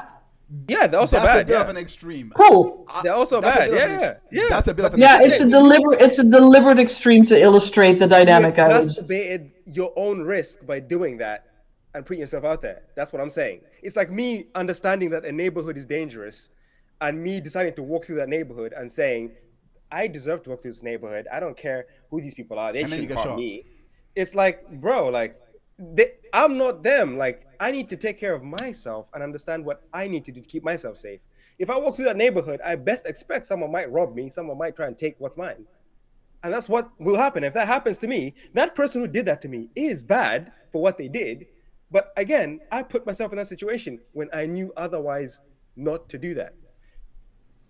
If you do everything to mitigate the risk and then something happens to you, there is no blame that you take in any way, shape, or form, or any responsibility you take anyway. And at what point have you done everything to mitigate the risk? Like, let's say you walk through a safe neighborhood and you still get mugged. Did you do everything? You did everything right. You walked through the safest neighborhood you could. Yeah, you did everything right. right. No, you didn't do everything right because you could have left your wallet at home. You could have not gone out. Now what? This is saying acceptable risk. There is acceptable. Meryl, there's acceptable risk and then there's unacceptable risk. We understand that if there's I agree. There's degrees. Yes, so that's why I wouldn't say everything, because there's no such thing as everything. Exactly. This is funny because I find this funny because. So I'd still say that when something happens, when someone has put themselves on Pornhub voluntarily with consent, without being exploited, without being forced into it, without being pressured or whatever, and then something happens to them outside of that, physically in the street that they did not consent to, shouldn't we first blame the perpetrator? 100%. Yeah, I think people. Okay. 100%. Why do then people seem to so often first go, well, shouldn't have been on Pornhub then? Like, they say that before they blame the perpetrator. Like, what's up with the world? This is why I said it was a bit of an extreme, because in the context of what we're talking about, it would make. Even in all situations, like a kid playing out on the street, and your parents told you not to play on the street, and you go on the street and then you get injured. Most parents, what they first say is, why were you out there in the first place? I told you not to be out there. Because that's what the initial response is usually for most people. It takes someone who is skilled and trained to say, you know what, it was a mistake. You know, hopefully you learn from this and we move forward. Most people, initial reaction would be like, what were you doing out there when I told you not to be out there? When you knew this could happen? That's what most people would respond. Why were you in that neighborhood in the first place? That's what most people would do initially. Right, but now you've made it hypothetical in which someone has been told, don't go there, and you still went there. But if we're talking about an adult who chooses to do work that they like, that they love, that gives them a sense of self-empowerment and a good income stream so they can live kind of comfortably, and then stuff happens to that because other people can't control themselves and can't see women as people instead of objects for their taking. Why is there so much blame put on the women and not as much on the perpetrators. You should put the blame on the perpetrators, but you should also try and educate the other people to try and keep themselves safe. That's what I'm saying. Also, just like not do the work that they love, and that gives them a sense of self-empowerment and self-appreciation and a setting of concern. Take some jujitsu or learn, do something. You know what I mean? Extra. Like if that's what the work you love to do, maybe carry some pepper spray, learn some jujitsu. Sure. Like, I can live with that. That's risk mitigation. You do something. I can live with that. And you find a way to mitigate the risk to oneself in another way. So, yeah. Okay, so let's look. I gotta go. In the context of all we're talking about, though, in the context of what we're talking about, this is why I was saying, please take stigma out of it, because stigma cannot be the, especially in the context of business and working in a business, it cannot be the reason why you just be like, oh, the society has a stigma, so that's why you get these relationships like these issues in relationships, because you also have the flip side of the unintended, what I find to be an unintended consequence of the minute you start doing sex work, you cannot technically just walk into another job. It's going to be very hard for you to get a public service kind of job. It's going to be very hard for you to work for some. And that's also because of stigma, because there's nothing about having done sex work that in any way impacts whether or not you can do other jobs. Did I not ask her about Twitch? I asked her about Twitch. I asked her about Disney Channel, all those things. She agreed. No, you asked about running ads on Twitch. That's a different question. And right. I think, you know what, to some extent, I think it's like a twofold situation, because those people, like, imagine the amount of stress you'd be going through in that situation. Because I remember back when I was in school, if you want to pause that, when I was in school, there was a situation that happened where a girl sent some nudes or whatever, and then they got leaked, and then they posted them around school, and everyone knew. And the advice that was given by the principal and everyone was for her to go to a different school where no one knew about that. I think to save her from having to deal with that kind of information. So I feel like sometimes when someone who does that work would go into like a normal job, if people find that out, it might make it more uncomfortable for her or them or him to be in that job, because of the kind of information that people are going to be talking behind their back and, sharing behind their back. It might make them just feel a bit more uncomfortable. But yeah, that's just me. Right. So I think it's one of those things where it's like, yeah, it just makes the whole situation kind of awkward for everyone. I just personally, like I said, why, Mero, I want to ask, why do you think it's stigma that, for example, if someone does sex work, for example, and they want to go and be a teacher, for example, and the school is like, no, we're not gonna accept you coming to teach our children because of the work that you do. Why is that suddenly a stigma issue and not the same example as running ads on Disney Channel, for example? How is it the same as running ads? That's the key. Huh? How is it the same as running ads on Disney Channel? Because a kid-friendly environment is promoting. Yes. You're not promoting their sex work by hiring them as a teacher. They're proving it. Is what. No, it's irrelevant. It's a different part of their own private life. I tell you now, it's Meryl, not really private when you're self-employed. The majority of people are not educated enough to see it that nuanced in the way you're seeing it. Well, you are apparently not. I'm just talking about what would actually happen. This is what will actually happen. No, you're not saying this is what people will think. You're saying this is the same as endorsing it. No. No, but this is what would happen. That's what people. I think you mistake my question. Wait. That's the perception. Wait, 1 second, Given. I think you're misunderstanding my question to you, Meryl, because I literally said someone that is doing sex work, like that's their profession, and they also want to work as a teacher in the daytime. Yeah. Like, so. Yeah. Right. You're saying so. Yeah, as long as they keep those two areas separate, I don't care. But the issue is, and I keep saying this, you are self-employed as a sex worker. You have to do your taxes, all those things, and on top of that, you also generally right. You also, but not always. Point is, you are on the internet, right? And this is public. You've consented to being a public figure based on, you putting out your work on the internet. Could be anonymous. Could be using a false name. I mean, if you're smart, you're using a pseudonym. Right. You use a pseudonym, right? Yeah. Do you also wear a mask too? Because if you wear a mask, your point is very valid. It's actually very valid. It makes so much sense. In fact, you can't be identified. Yeah, facially, you can't be identified with names. What you're saying is, I'm not called. We know my real name. My name is Heinz here for a reason. We know my real name, right? But people can still see me. Your point is valid up until the point that people can't see me.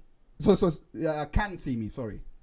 I don't agree, because how big exactly are the chances of running into a person you know Do you think among the millions and millions and millions and millions upon millions of porn sites, websites, videos out there? But this is the thing you don't understand is the people in the class seeing that teacher. People Google people. They Google people. Yeah, and if you're using a pseudonym, you won't show up. Right. Wow. But right. Okay. Most people aren't that good to say. By the way, every porn star. Okay, then we should be stimulating people that if they're going to do porn, they use a pseudonym. Even but most porn stars do use pseudonym because they the member of Congress have a hope in finding jobs. But they do use it.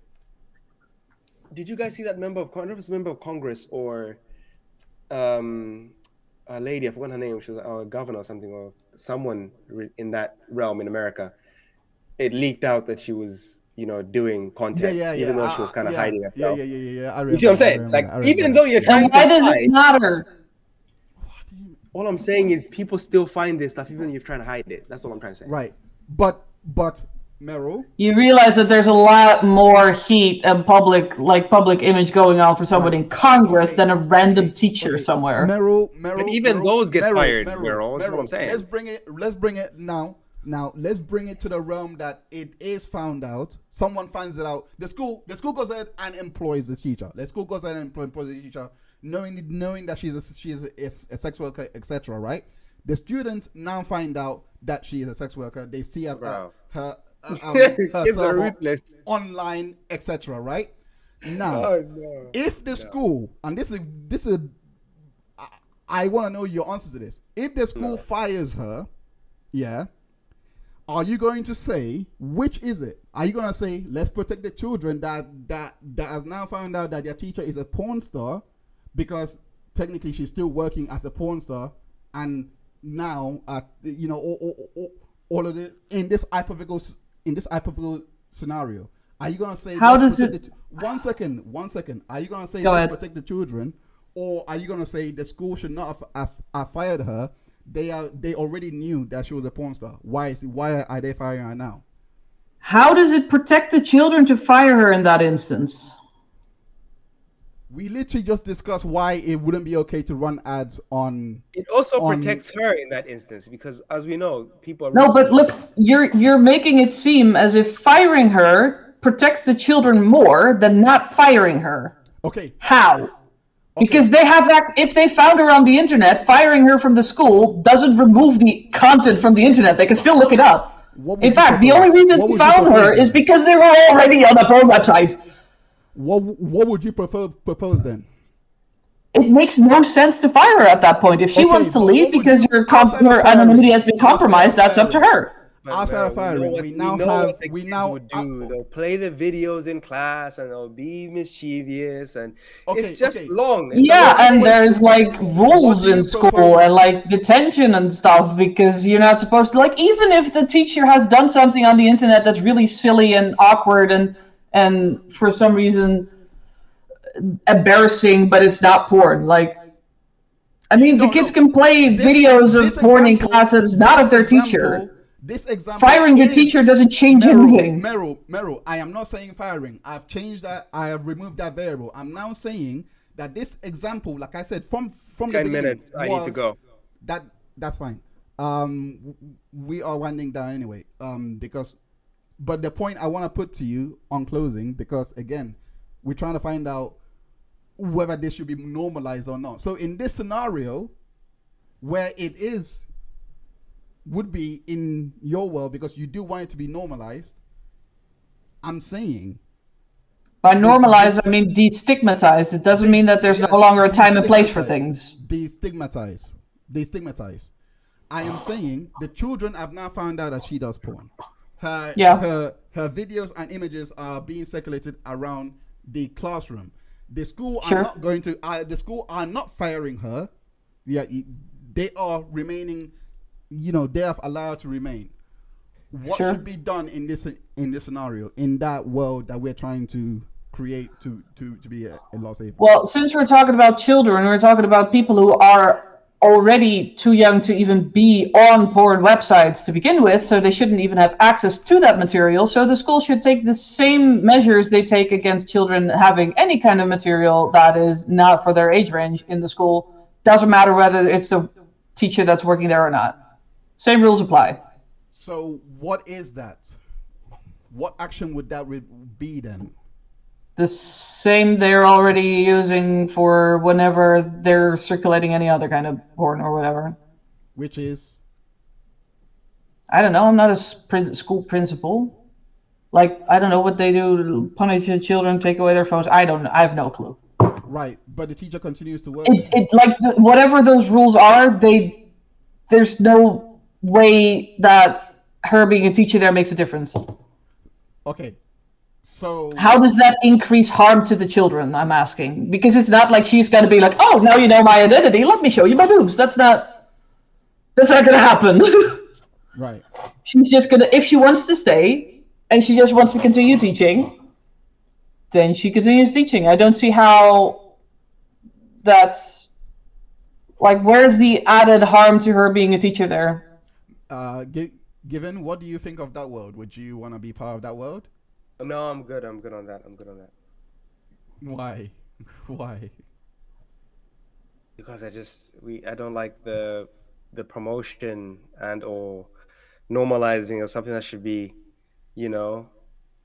enjoyed in private, being, about, or being, it'll just become a messy situation. Like I've seen these situations happen, and even when kids have been educated enough or explained enough or taught to think a certain way about certain things, or don't bully. You know how many things kids have in school: don't bully. But still kids are getting bullied. Like, there's only so much you can do. There's still those people who are not gonna get quote unquote saved, because it's just statistically that's what's gonna happen. And I think that, it would just be a mess situation for both her and the kids, because every time they go in that class, they would be thinking, "Oh, porn. Oh, she was on the porn video. Oh, her porn video. Oh, in the porn video." And it's just gonna distract from learning and processes, and it's just gonna be a whole kerfuffle. It's better just for her to leave and go somewhere else, or even go to a new place where no one knows her and start a job there. I don't think that the kids will continue doing that if she already left. Like, "Oh, there was her previous teacher, look." Yeah, but when they're in class, they're not going to be looking. When they see her, they're not going to get that prompt of, "Oh, porn." Do you think that that's why? I think it should be up to the teacher themselves. If they can handle it, if they feel like it's compromised their ability to teach effectively, then I think it's better to leave in that case. But that's up to her. Because then people start looking at you slightly different, or the teacher themselves will be perceiving people looking at them as being slightly different, even though it might still be the same. Like, we understand. Yeah, and they might also look differently at the teacher if they found out that they were in a very silly, embarrassing rap band when they were 12 and found videos of it online. So what? Should they then also be fired? That's not going to be detrimental to their learning process. I don't think someone rapping to their hairbrush at 12 years old is going to be the same. I thought of something off the top of my head, like just just something else embarrassing that they find of their teacher that is not sexual, That's but not just still. embarrassing. That's like next level. All right, we got 5 minutes left. So in today's day and age, especially with how normalized it was back in the day, you know, like people were literally having sex on streets. We like back in the Roman and Greek times, all those things is especially very what cyclical. happened. Huh? I said it's very cyclical how these things happen. It's like Right, you but- get to more liberal times, and then those times fade because it becomes way too liberal, and then it becomes more strict. And yet, I have yet to see data that it actually causes harm. Right, but to be quite fair, You know what actually does have data behind it that it causes I harm? don't think Purity culture. I don't Purity think- culture has so much research behind it showing it that it's super harmful and like traumatic and We're shit, not but talking- somehow Yeah, but we're Wasn't there an article about how like people who tend to try and be more woke and all these wokeness and we have to be all this kind tend to be more depressed than people who are not? Like there was literally a study that just came out about this. I'll What? link it to you. I'll link it to you. Look, in regards to this, we were not really talking about the harm that porns, you know, people that do OnlyFans creations and that. We were not really talking about harm, but more of It's how people they just are want going- people just want other people to accept their bad decisions and for them not to have consequences for their bad decisions. That's literally what they want. But what did you just say? No, I said people generally let's normalize it. Let's destigmatize it because people don't like the consequences of their actions.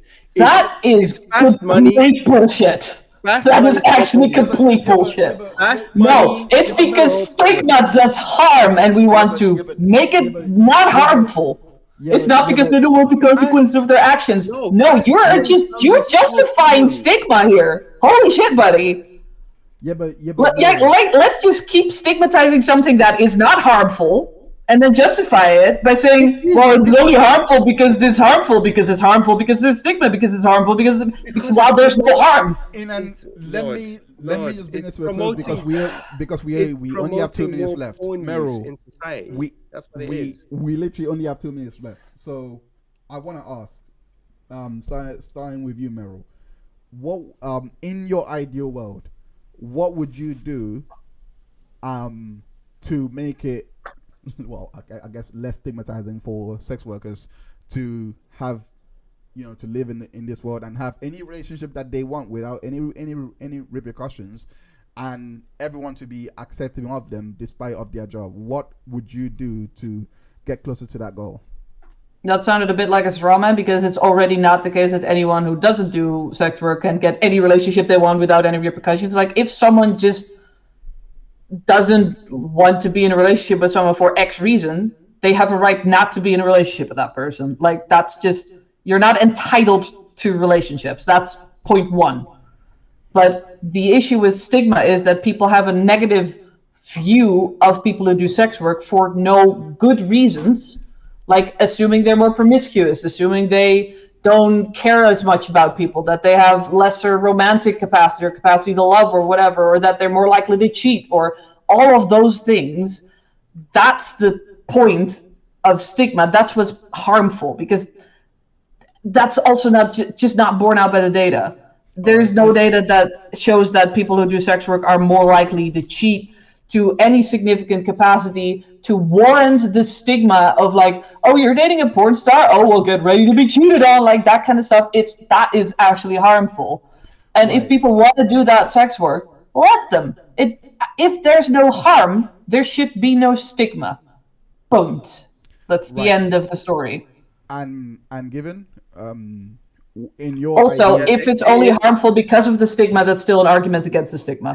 There is no harm in terms of the direct relationship with another person if they accept the confines of the relationship of this person is a sex worker and all this kind of stuff.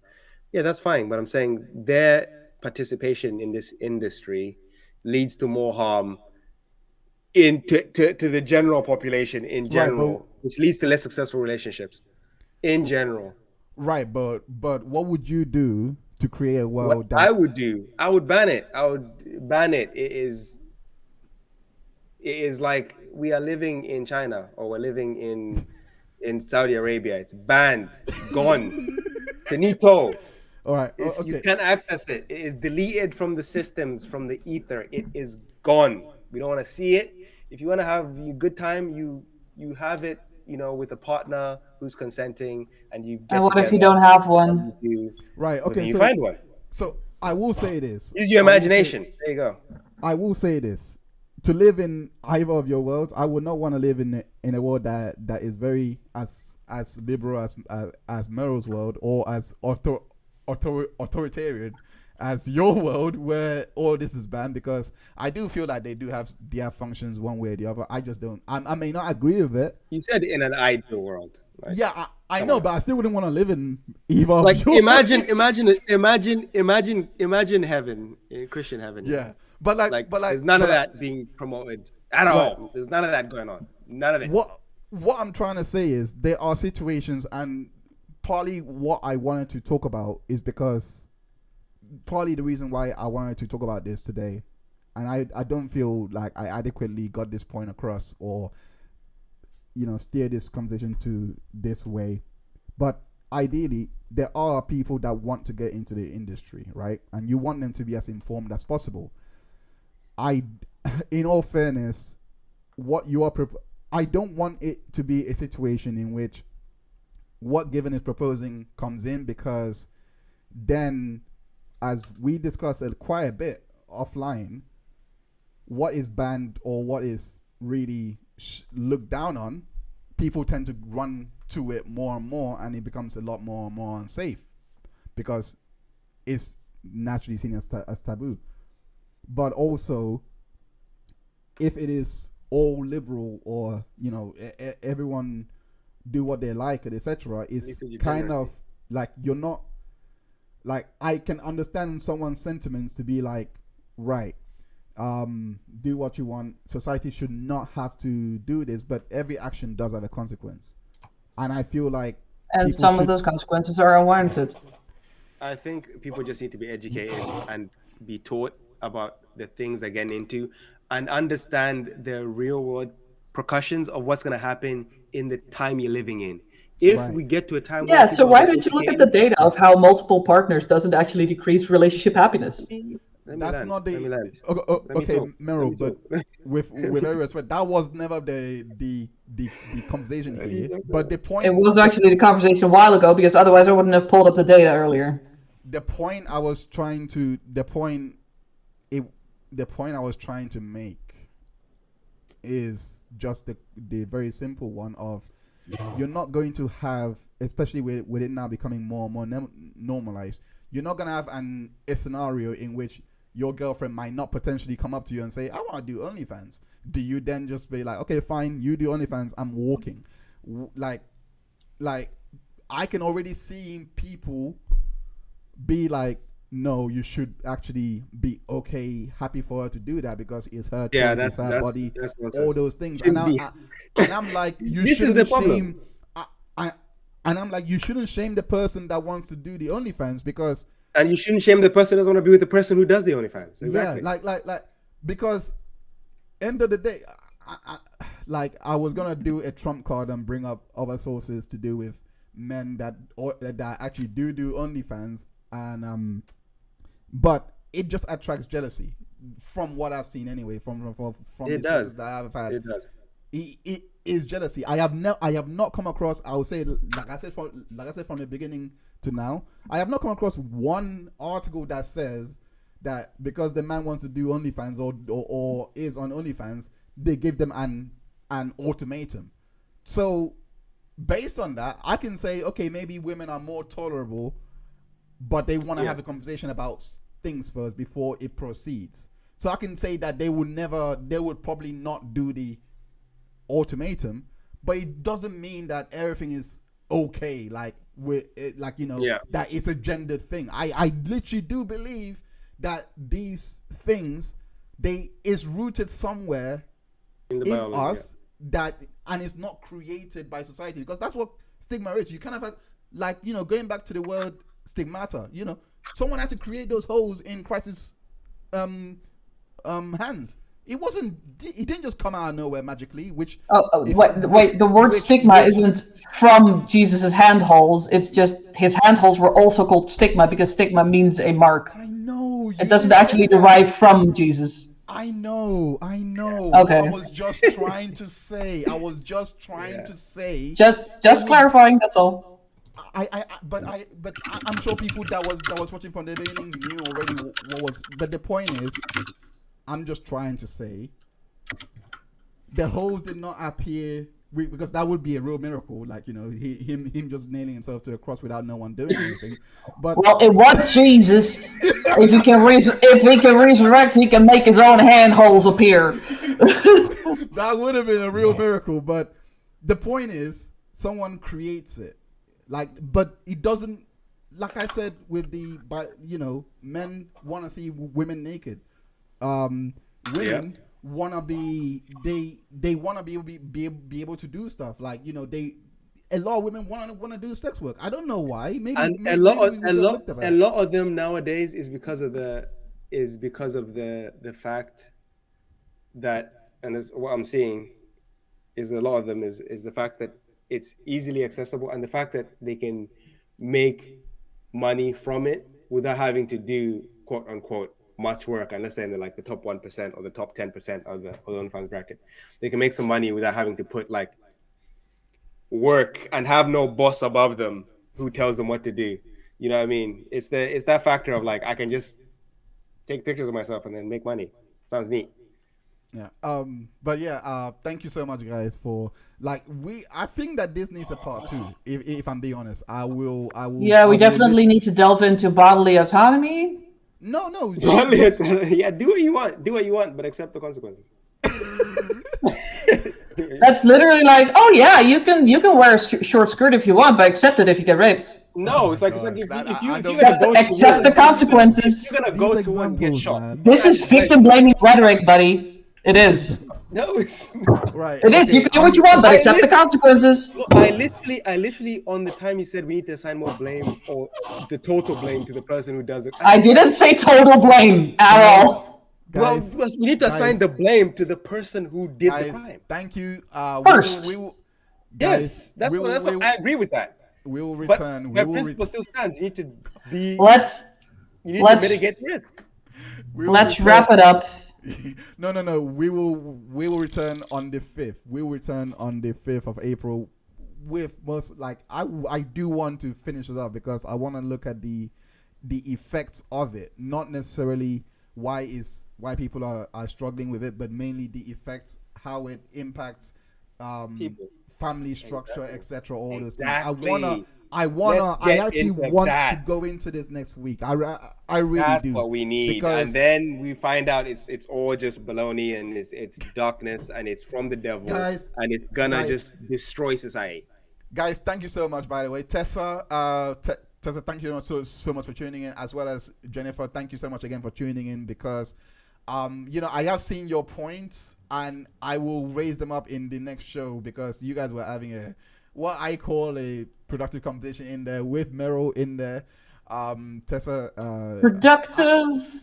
No, but it wasn't. It was a conversation. It was a conversation. So and Jenny was in there as well. I appreciate all of you for doing that. I'm gonna call it to a close. Wow, they're going into a fight. It was real. But yeah, thank you so much. The Twitter fingers. Meryl, thank you so much for coming today, as well as giving. You're welcome. But yeah, I'm really looking forward to next week, and because again, yeah. I'm not sure if we'll jump into it. I'm not sure if I'm going, but we'll explore it next time. Thank you so much, everyone. See you next time. Take care. Bye bye.